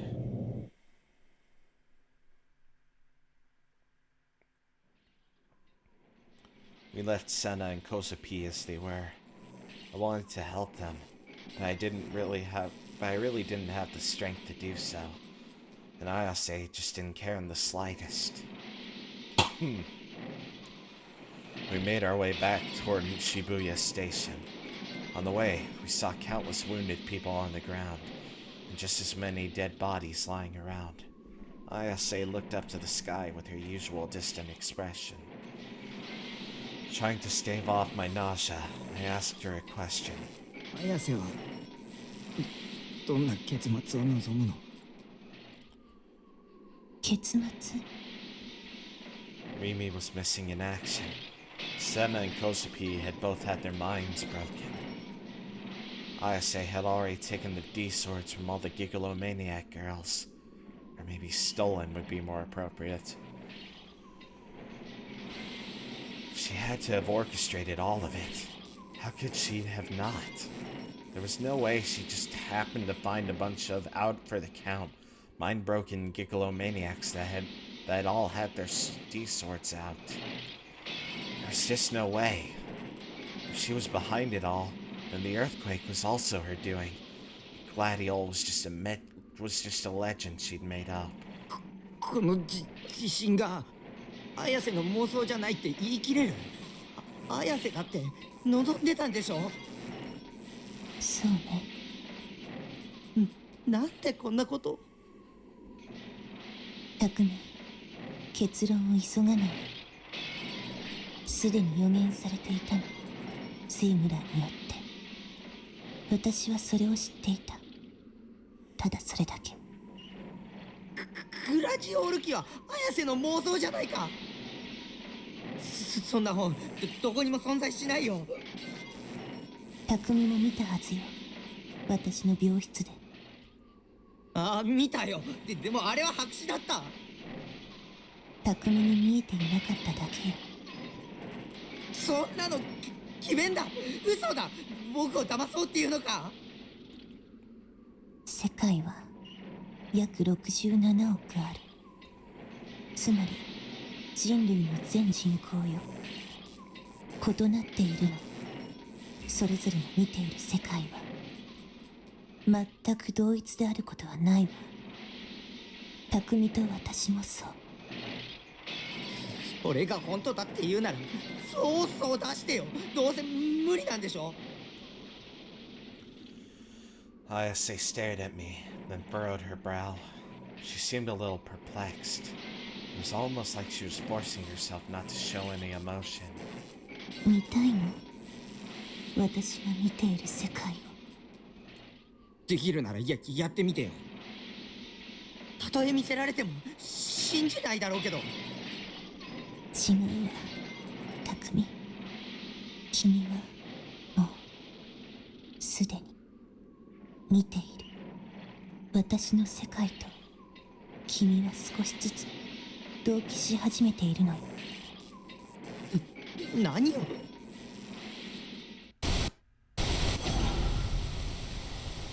The world rusted over once more. Those collapsed on the ground were engulfed by black miasmata. I could see the head of a child crushed by the debris poking out through the cracks, and a man who was probably their dad trying to save them. Static rang in my ears again, and then, in an action that was incomprehensible to me, the dad stomped on the child's head. Their head split open like a watermelon, were subsequently crushed by their father's foot. Blood and gray matter splashed onto the ground. The static came again. The child's head was now completely intact. I could hear their dad cry out to them. "Hold on, I'll get you out of here." There. Static. The child had escaped from beneath the rubble, and now they were stabbing their father over and over again with a knife. "You're fucking useless, you old fuck," they jeered. A young couple were sitting in a somewhat remote spot. The two were under the same blanket, huddled right next to each other. When the stat came again, it engulfed the two of them, and the man began to rape her. Her screams echoed loudly throughout the city. But the screams stopped with more sounds of static, and the two were back together as if nothing had happened. Two middle-aged women were limping down the road. They were likely sisters. Static flashed, and one of them had grabbed the other by the hair in an instant. She then began to yank on it in an attempt to uproot it completely. With the fierce sound of tearing, she mostly succeeded. The static soon flashed again, and her hair was back to normal. なんだよこれ。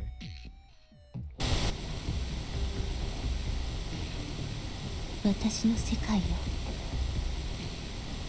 It's her world. It wasn't my delusion, but Ayase's. Wait, was it even a delusion? Or was it reality? The black miasma was hovering over Ayase's chest, too. I didn't want to see any of them anymore, so I instinctively looked away. Is this a Saya no Uta situation? 匠の見ていた空はどんな色をしていた？どんな青いあんな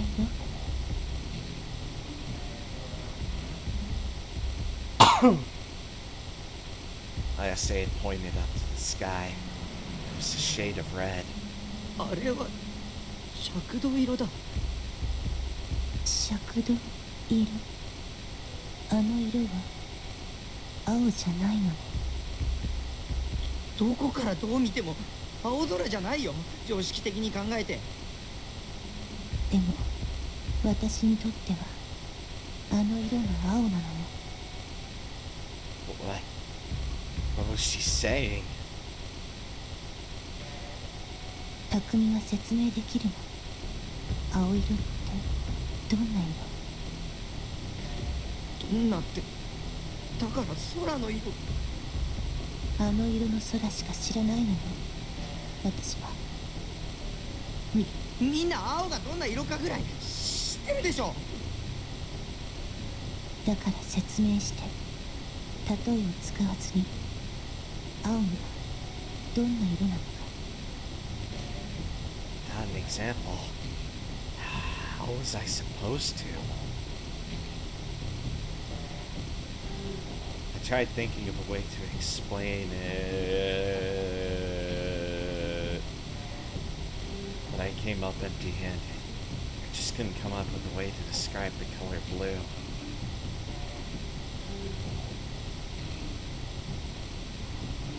Upon noticing my complete loss for words, Ayase gave me a sad smile. 世界は約67億ある。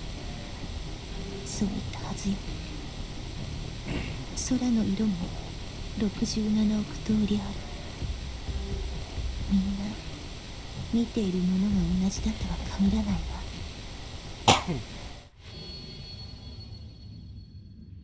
The scenery went back to normal. This color was my world's. 綾瀬はずっとあんな世界を見てきたの。 Ayase gave a slight nod. 生まれた時からずっと。それが当たり前のことだと思っていたわ。世界の構造として。でも違うのね。今匠の話を聞いて理解できたわ。あの黒いもやは何なの？写真ね。誰でも持っているものなの。人ならば。そしてこの写真がグラジオールの糧となり、形を作り出していく。見えた？人々の負の妄想が。 Wait, was the static causing negative delusions to bubble to the surface? Is that why I'd been seeing all that inhuman savagery? People's intrusive thoughts. 見てきた。黒騎士ならば程度の差があってもみんな見えているはずよ。そこにあるのはむき出しの悪、むき出しの欲望。 Had Ayase been seeing a world like that ever since she was born? 匠、私が望む結末はこの錆びついた世界から魂ごと抜け出すこと。そのためにはグラジオールを倒さなければならないのよ。 Ayase moved closer to me. だから見つけた。あとは匠だけなの。理想像を見つけて。無理だ。 Unable to bear it any longer, I pushed Ayase away by her shoulders. Ayase's eyes opened wide in shock. なぜ諦めるの？僕は綾瀬が思うほどすごい人間じゃない。どれだけ望んでも理想度が手に入る兆候すらないじゃないか。ウォーフロントの時もそうだったし、地震が起きてからもそうだ。方法がわからないんだ。ディソードなんて手に入れられないよ。自信がないよ。それならなぜ私を助けたの？ Ayase drew even closer. I took a step back, trying to stay away from her. 助けたって一体何のこと？私が学校の屋上から飛び降りた時、君が花壇のある世界を生み出した。だから私は一つ上のステージに魂を移すことはできなかったわ。That was a fluke. I hadn't done it intentionally. それでもいいと思った。君の力を知ることができたから。あの時から君が私の希望になったから。Please, don't place all your hope in someone on a whim. Please, stop expecting anything from me. たくみ、自分を卑下しないで。それは邪神王の精神侵略よ。負けてはいけないわ。君には力がある。確実に手に入れられる。必ず理想道。無理だ。無理だよ。Before, I had thought that I might as well just stick with Ayase. I had no one else that could have protected me after all. But the more time we spent together, it became very clear to me. I couldn't understand how Ayase thought at all.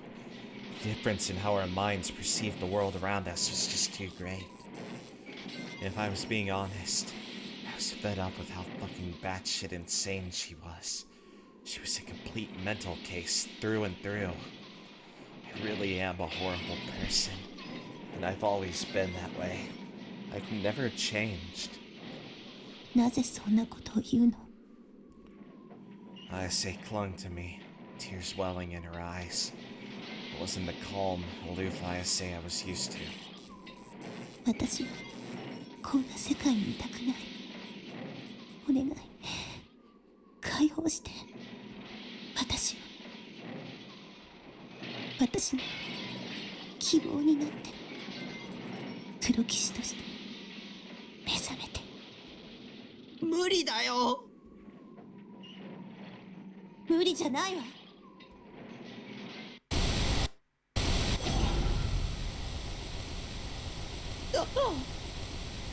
I synchronized with her world once again. A black miasma poured out of Ayase's chest and entwined itself around my body. It slithered around the top of my skin, like an anaconda slowly strangling its prey to death. Its repulsive, chilling presence was enough to give me goosebumps. It was Ayase's pure, unadulterated desire. I, just like any other person, wasn't used to seeing people's naked emotions. A flash of static. 君は私の希望。Ayase stared at me. Her eyes dyed pitch black. 君を離さないわ。常に止める。どんな手を使ってでも。Ayase's fingers started undoing. Oh gosh. Oh gosh. Please don't rape him. Please don't rape him. 君が欲しい。She was as close as could possibly be. Just like the time we'd made out in the hospital room closet. It was like a deer in the headlights. I couldn't move. She finished undoing all my buttons. My chest was exposed. But she didn't stop. She moved down, took off my belt, and unzipped my pants. 君の力が欲しい。Ayase's ice cold fingertips caressed my chest. And then her nails dug into me. The pain was so intense, yet I still couldn't move an inch. 欲しい。 Her fingers gouged out my flesh. They raked their way to my bones. hand reached deep inside, gently embraced my pounding heart.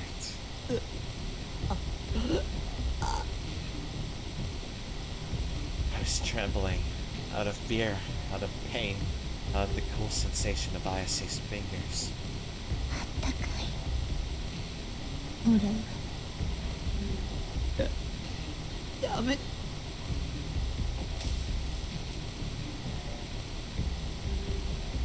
could feel my blood vessels exploding. Copious amounts of blood spilled from my chest. She took it out. My heart. She.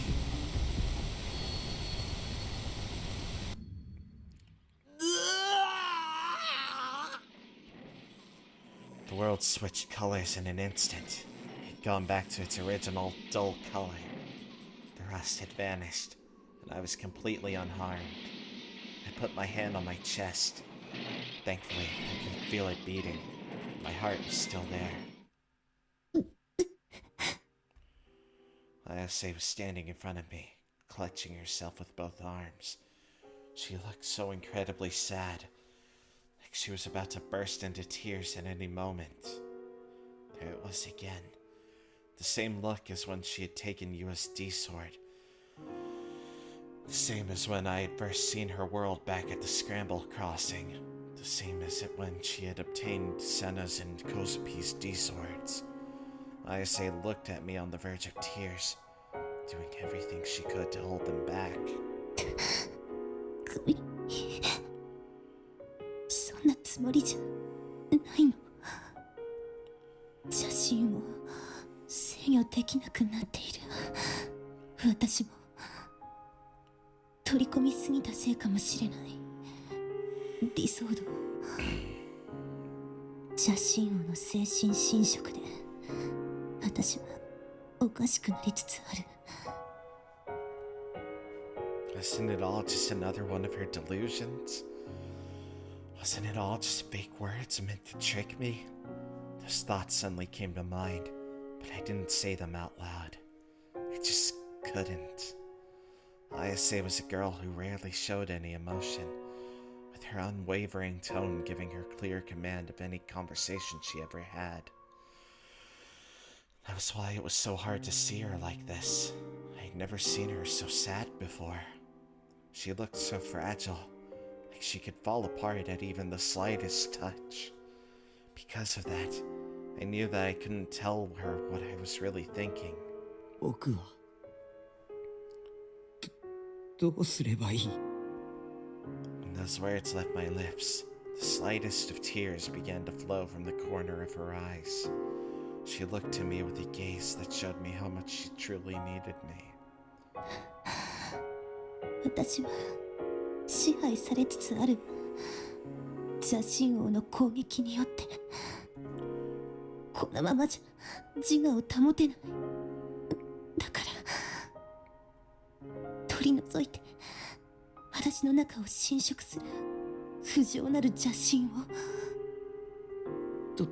取り除くってどうやって私の世界を見たでしょ。あの黒いもやは人が持つ不浄なる邪神が具現化したもの。むき出しの悪意。それを掴んで私の体から引き抜いて。There was no way. I could never do something so horrible. Oh, that's why the sky was red in her seat in the scene where she was gonna jump off the roof. I thought it was just a stylistic effect. No, that was actually how she saw the world.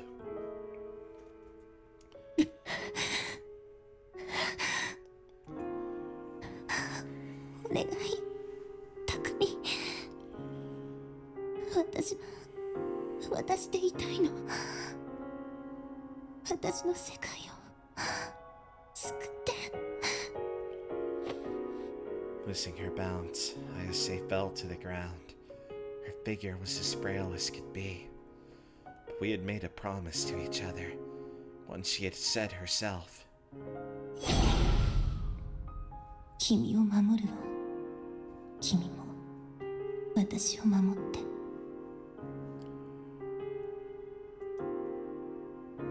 Senna and Kosapi had already been broken, and Rimi was nowhere to be found. I didn't want to lose Ayase too. There was an element of selfishness to it. But most of all, I wanted to help her. I was fully aware that it wasn't within my ability to do so. But still, even if Ayase really was some crazy, hopelessly schizo girl, even if all of this was just her delusion, I wanted to help her with all my heart. Right as I realized that sentiment, the world turned to rust yet again.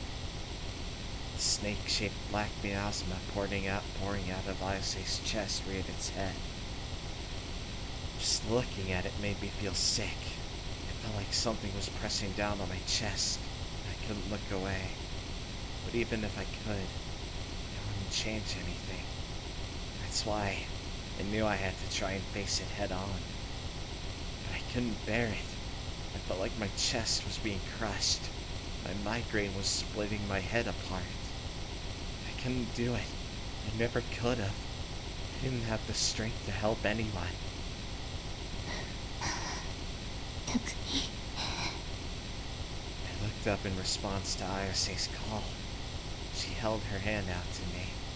Her tear-filled eyes locked with mine. 来て。私を好きにして。She showed complete trust in me. Or perhaps she was depending on me.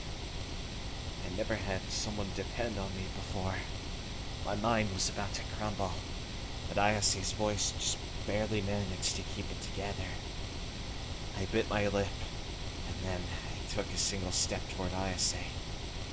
With me as its new prey, Ayase's black miasma moved toward me and entwined itself around my neck.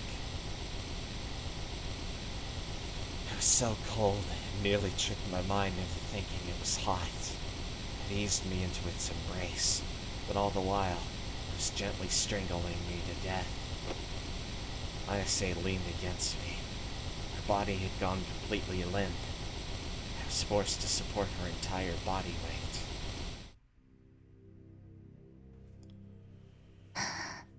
Takumi. I tightly embraced her slender hips. 本当にいいの？いいわ。With a gulp, I reached my hand toward the black miasma pouring out of her chest. Following only an ephemeral moment, the miasma changed form into that of a black leech, an act that only served to make it all the more repulsive. That was Ayase's wicked heart, laid bare, the most hideous part of herself that she didn't want anyone else to see. That was what the mass was. I took hold of the leech's body. It was extremely slippery, and it was so cold it stung at my palm. I wanted to let go the second I grabbed it, but in a desperate attempt to hold on, I clenched my teeth and endured it.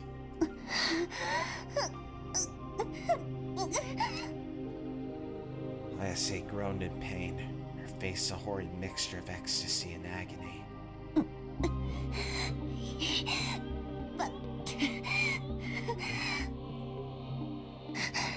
抜いて。 I tried pulling with all my might, but I could feel her flesh being torn apart.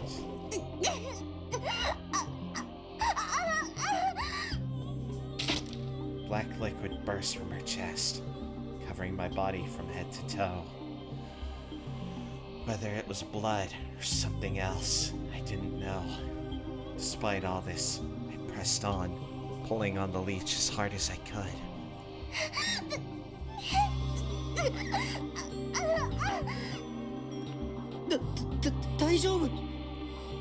Unable to take her screams any longer, I stopped my hands in place, hands atop which Ayase had placed her own. 止めないで。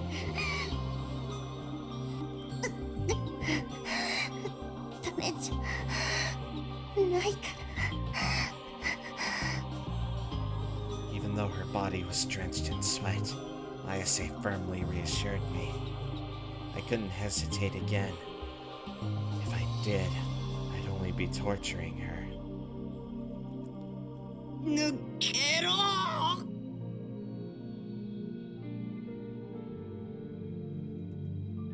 Using every ounce of strength I had, I grabbed the leech and pulled it out.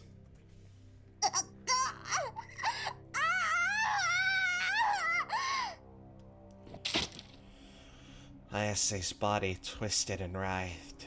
The leech slithered around. It was a lot longer than I thought it would be. I feel like a lot of people probably make fun of that scene. The leech curled into a circular mass, then wrapped itself around my arm.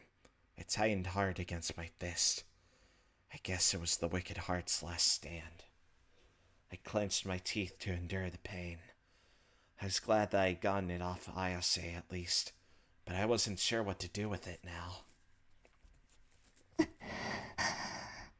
祈って。 Having entrusted her entire body to me, Ayase gently caressed my cheek. 不浄なる邪神は君の手で純粋な邪神へと変わるわ。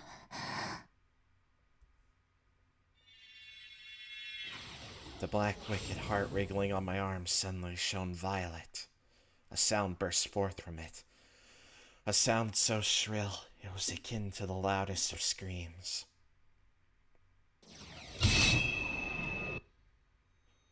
The wicked heart turned into a sword. ディソード。 I wanted one so bad, but I'd never been able to get one no matter how hard I tried. But now, it was finally in my grasp. Ayase's wicked heart had transformed into a D-sword.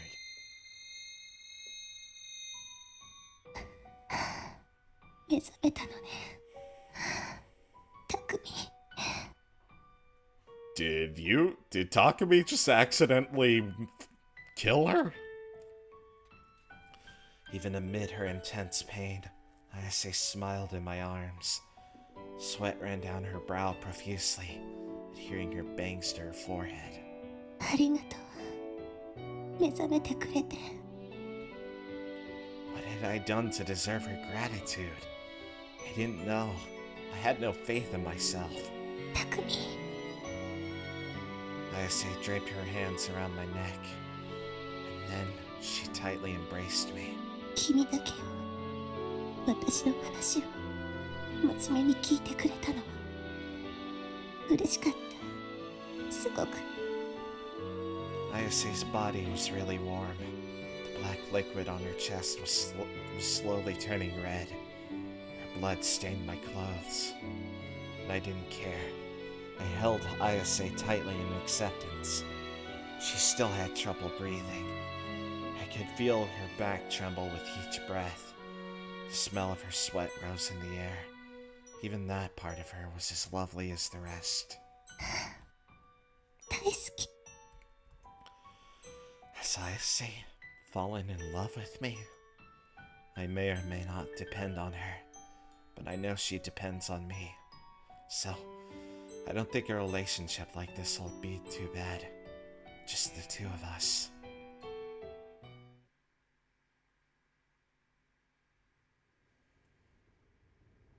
Suddenly, the sky behind Ayase's shoulder caught my attention. It was changing from vermilion to black, but only in a single spot. Or perhaps it was merely an illusion. In reality, the spot was just a star. Nonetheless, the spot gradually grew bigger. If it continued at such a speed, it would soon blanket the entire sky. なんだあれ。 I mumbled that to myself, completely dumbfounded. Also noticing the unnatural phenomenon, Ayase quickly stood back up, using my shoulders to help herself do so. あれが目覚めた邪神をついに侵略を始めたんだわ。結局私は間に合わなかったというの。もう止められないの。そんなことさせない。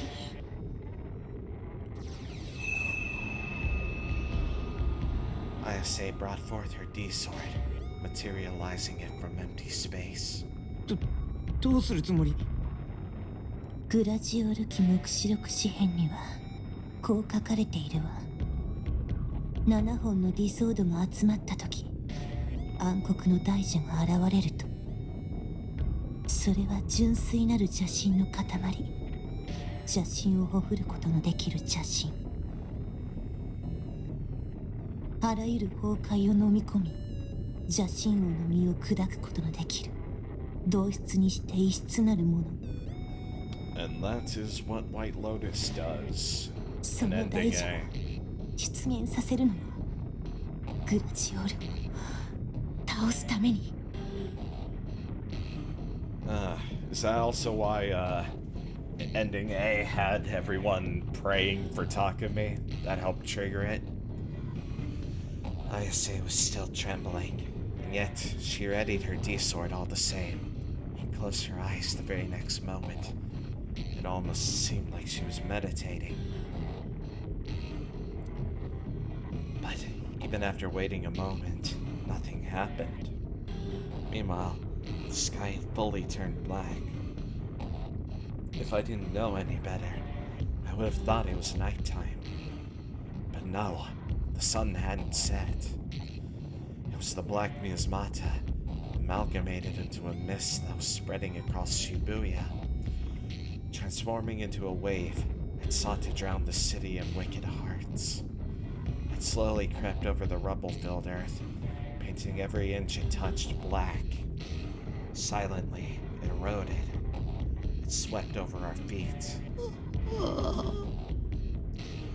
croak of despair came from my mouth. The corroded world was now rotting away. It decomposed, crumbled, and then it all returned to nothing. People, corpses, and debris alike. Everything slowly melted together. From the amalgam came an overpowering, rotten stench. 綾瀬、どうにかならないの？どうして？ Ayase wasn't responding to me. She simply stared at the D-sword she held in her hand, her eyes on the verge of tears. ディソードが7本揃っているのに、どうして現れないの？ This wasn't some MacGuffin quest, you silly, silly lady. このままじゃグラジオールに世界は飲み込まれてしまうわ。やっぱり黒騎士が7人集まらなければどうしようもなかった。 Yes, probably. 予言通りに進めなければダメだったのよ。 The black wave was growing even faster than before. It had only been up to my ankles a few seconds ago, but now it was already up to my knees. Strangely enough, I felt some resistance to the flow of it. Did it actually have physical substance? Was it really not just a simple illusion? Filled with horror, a shiver ran down my spine. Shibuya was actually going to rot away. 綾瀬が妄想すればいい。グラジオールを倒す妄想を。Unable to hold it in any longer, I screamed at her, but Ayase just shook her head. 私の妄想じゃないわ、グラジオール機は。だとしても僕にも綾瀬にもその予言をねじ曲げて新しい妄想を現実にすることは可能なはずだろ。それが気軽のマニアックス、いや黒騎士なんだろ。でも匠。 Ayase stared my way, her gaze pleading with me. わからないの。どうすればいいのか。 Oh, God. I was at a loss for words. The world was covered by the black miasma. The sky was pitch black, blocking out any and all light. Not even even a single star remain. Sorry, I just killed a mosquito. Little bugger.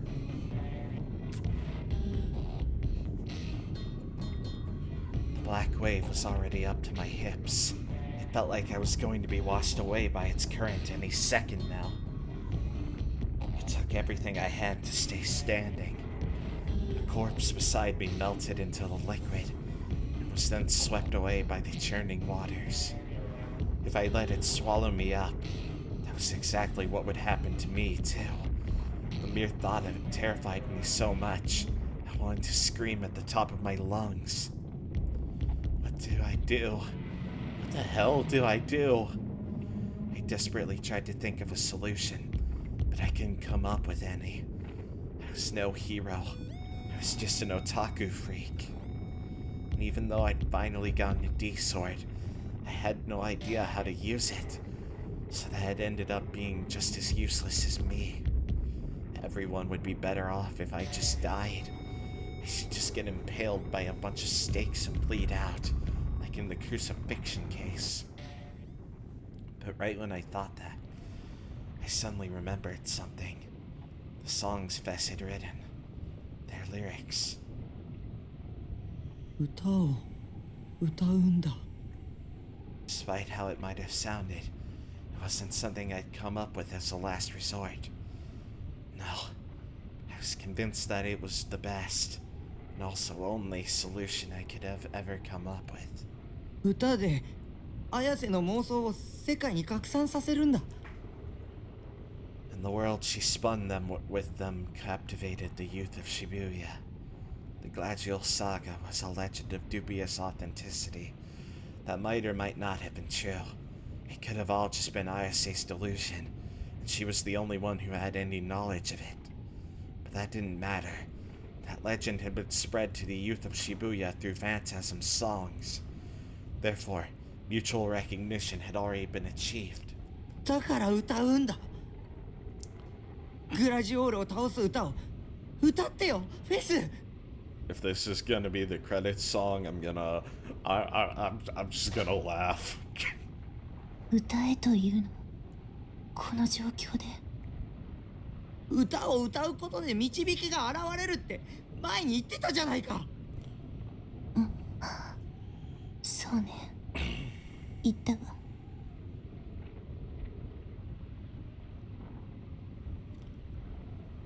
そしてあのライブで匠と出会えた。匠。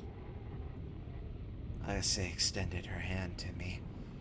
I took her hand in my own and squeezed it tightly. 匠は好き？私の歌。うん。 I'd listened to the album I'd bought from that concert many times. I left the concert early due to my fear of crowds, but she made me want to try again, and again, and again, however many times it would take. Sing me not along, Ayase smiled blissfully. ここで滅びても別にいいかもしれない。匠がそう言ってくれたから歌うわ。聞いていて、匠。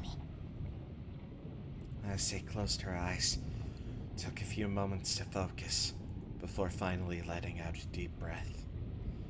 Then she opened her eyes. She was no longer Ayase anymore. She was Fess from Phantasm. 最下に契約の地を。 She quietly murmured the song's name, and then she burst into a song. Her voice reverberated toward the pitch black sky. 悔いをって悔いをって闇よ切り裂き月光を浴びて幾千もの鉄意は汝の痛みとなりて今解き放たれるやがて叫びは宙に舞い夜空は赤く染まるだろう十字の杭は力となりやがて聖域へとたどり着く The lyrics were a hint. 綾瀬杭を打つんだ The song wasn't prophesying the crucifixion case at all. 7本の偽装度を合わせて闇夜に打ち込むんだ There was no doubt in my mind. It was a song meant to overthrow Gladiol. A song to release Ayase from her world corroded by rust and red. 綾瀬の世界を壊せ Ayase stared at me. Her eyes burned with a fiery passion. Ayase looked her most beautiful when she was singing. Her energy had completely changed. The damsel in distress from before was nowhere to be seen. Ayase understood what I was trying to say, and without saying a word, she nodded. I poured all my strength into our joined hands, and while desperately fighting against the power of the Black Wave, I entrusted my D-sword to Ayase.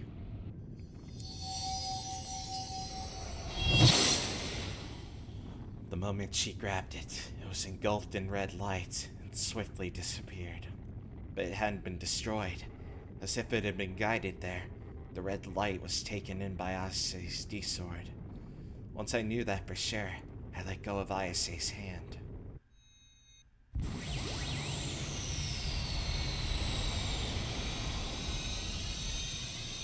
Ayase unleashed her power as a black knight.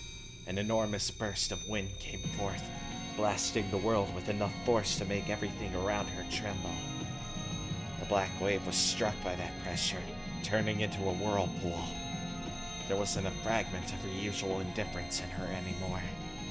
Ayase took a stance.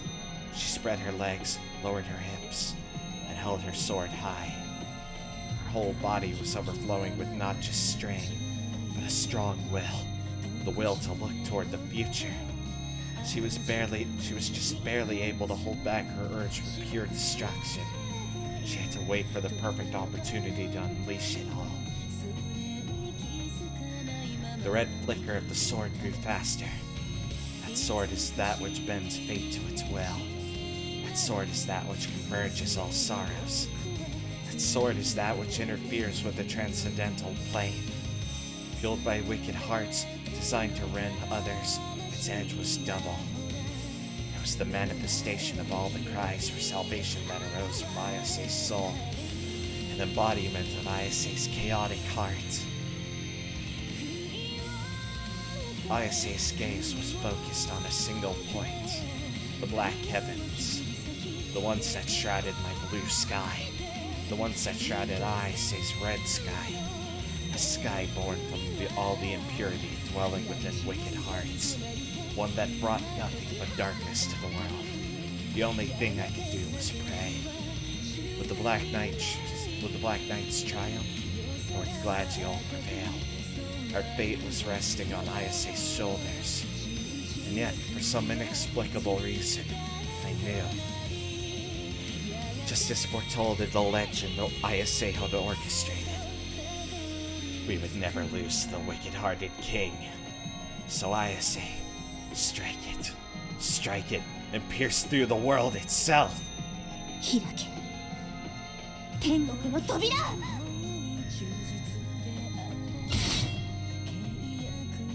Her entire body curved like a bow being drawn, and then, with all the strength vested in her, she cast her shot forth. Yeet!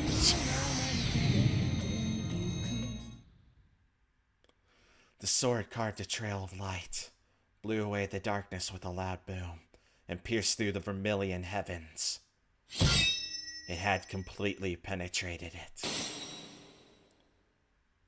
The sky began to crack.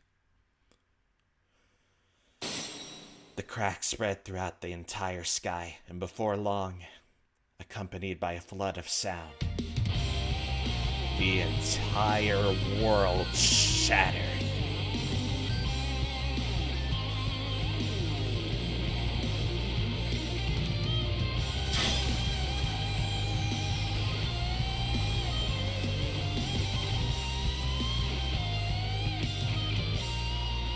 Well, I see that logo back there.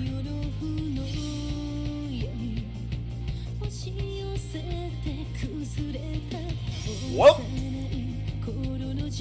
I have no idea what just happened.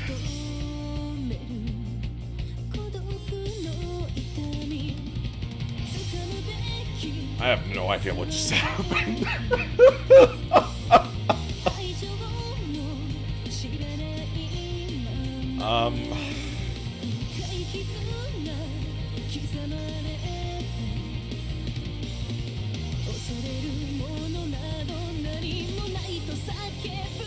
And so, did like Ayase kill Rimi or something? Why and when did Rimi disappear?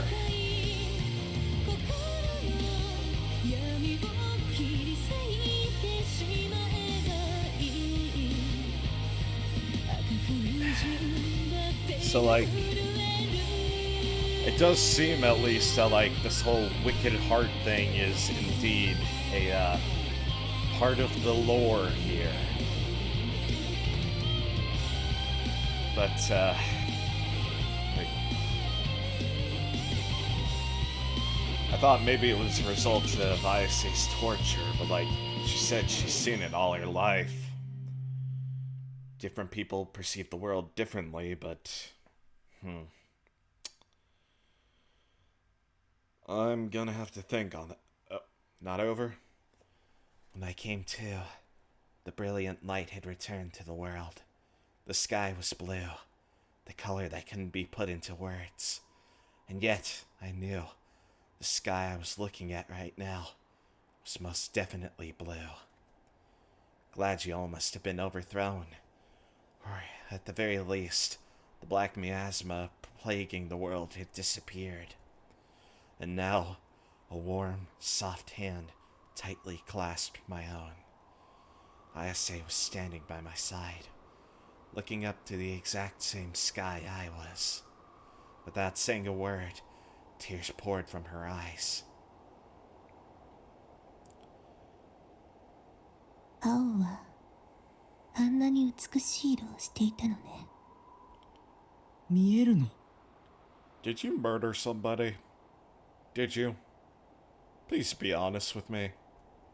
見えるわ。匠が見ているのと同じ色の空が。And what a clear color it was. So clear, I could feel it in my chest. So clear, it almost hurt to look at. Who knew that the sky above was so clear? Before now, I had never once realized. Shibuya was in shambles, transformed into a city of death. Not even a glimmer of its former glory was left in it.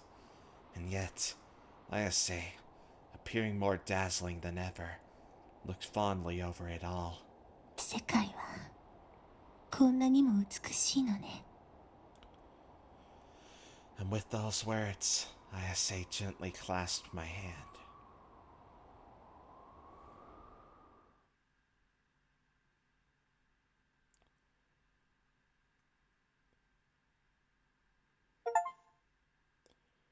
A bloody contract for your sins. I have reached her ending.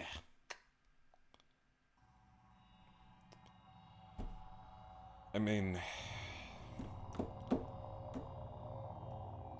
it seems like it may be just an ending where everything goes wrong, maybe?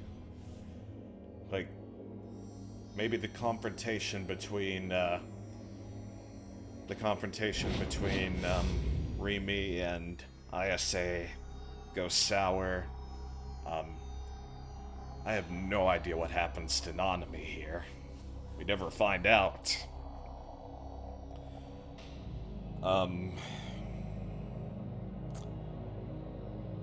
Yua didn't have a bullet wound, so maybe it's... I didn't quite get a good indication of the spacing, so maybe... Sorry, not Yua, Mia. Maybe Mia went with Bon, and, after Suwa shot Bon, he broke her heart using the same thing he did in Ending B. And then, inevitably, when CoZ and Senna confronted him, he did the same thing to them as well.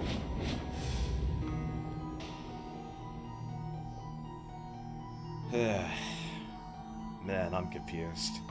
Maybe I need more context, or maybe I'm just dumb. I don't know. But, yep. I will do CoZ and Senna's routes tomorrow, and maybe, hopefully, get started on the... thing I'm concerned about here is, like, there are 3 endings left, which makes 8. Senna, CoZ, and Rimi. So, like, am I gonna unlock a new ending after getting all of them, maybe? Like, the best ending or something? Or maybe they'll just do the weird thing where, like, something counts as an ending, but it actually just continues over into the next route, which is actually the finale, or something. I don't know, man.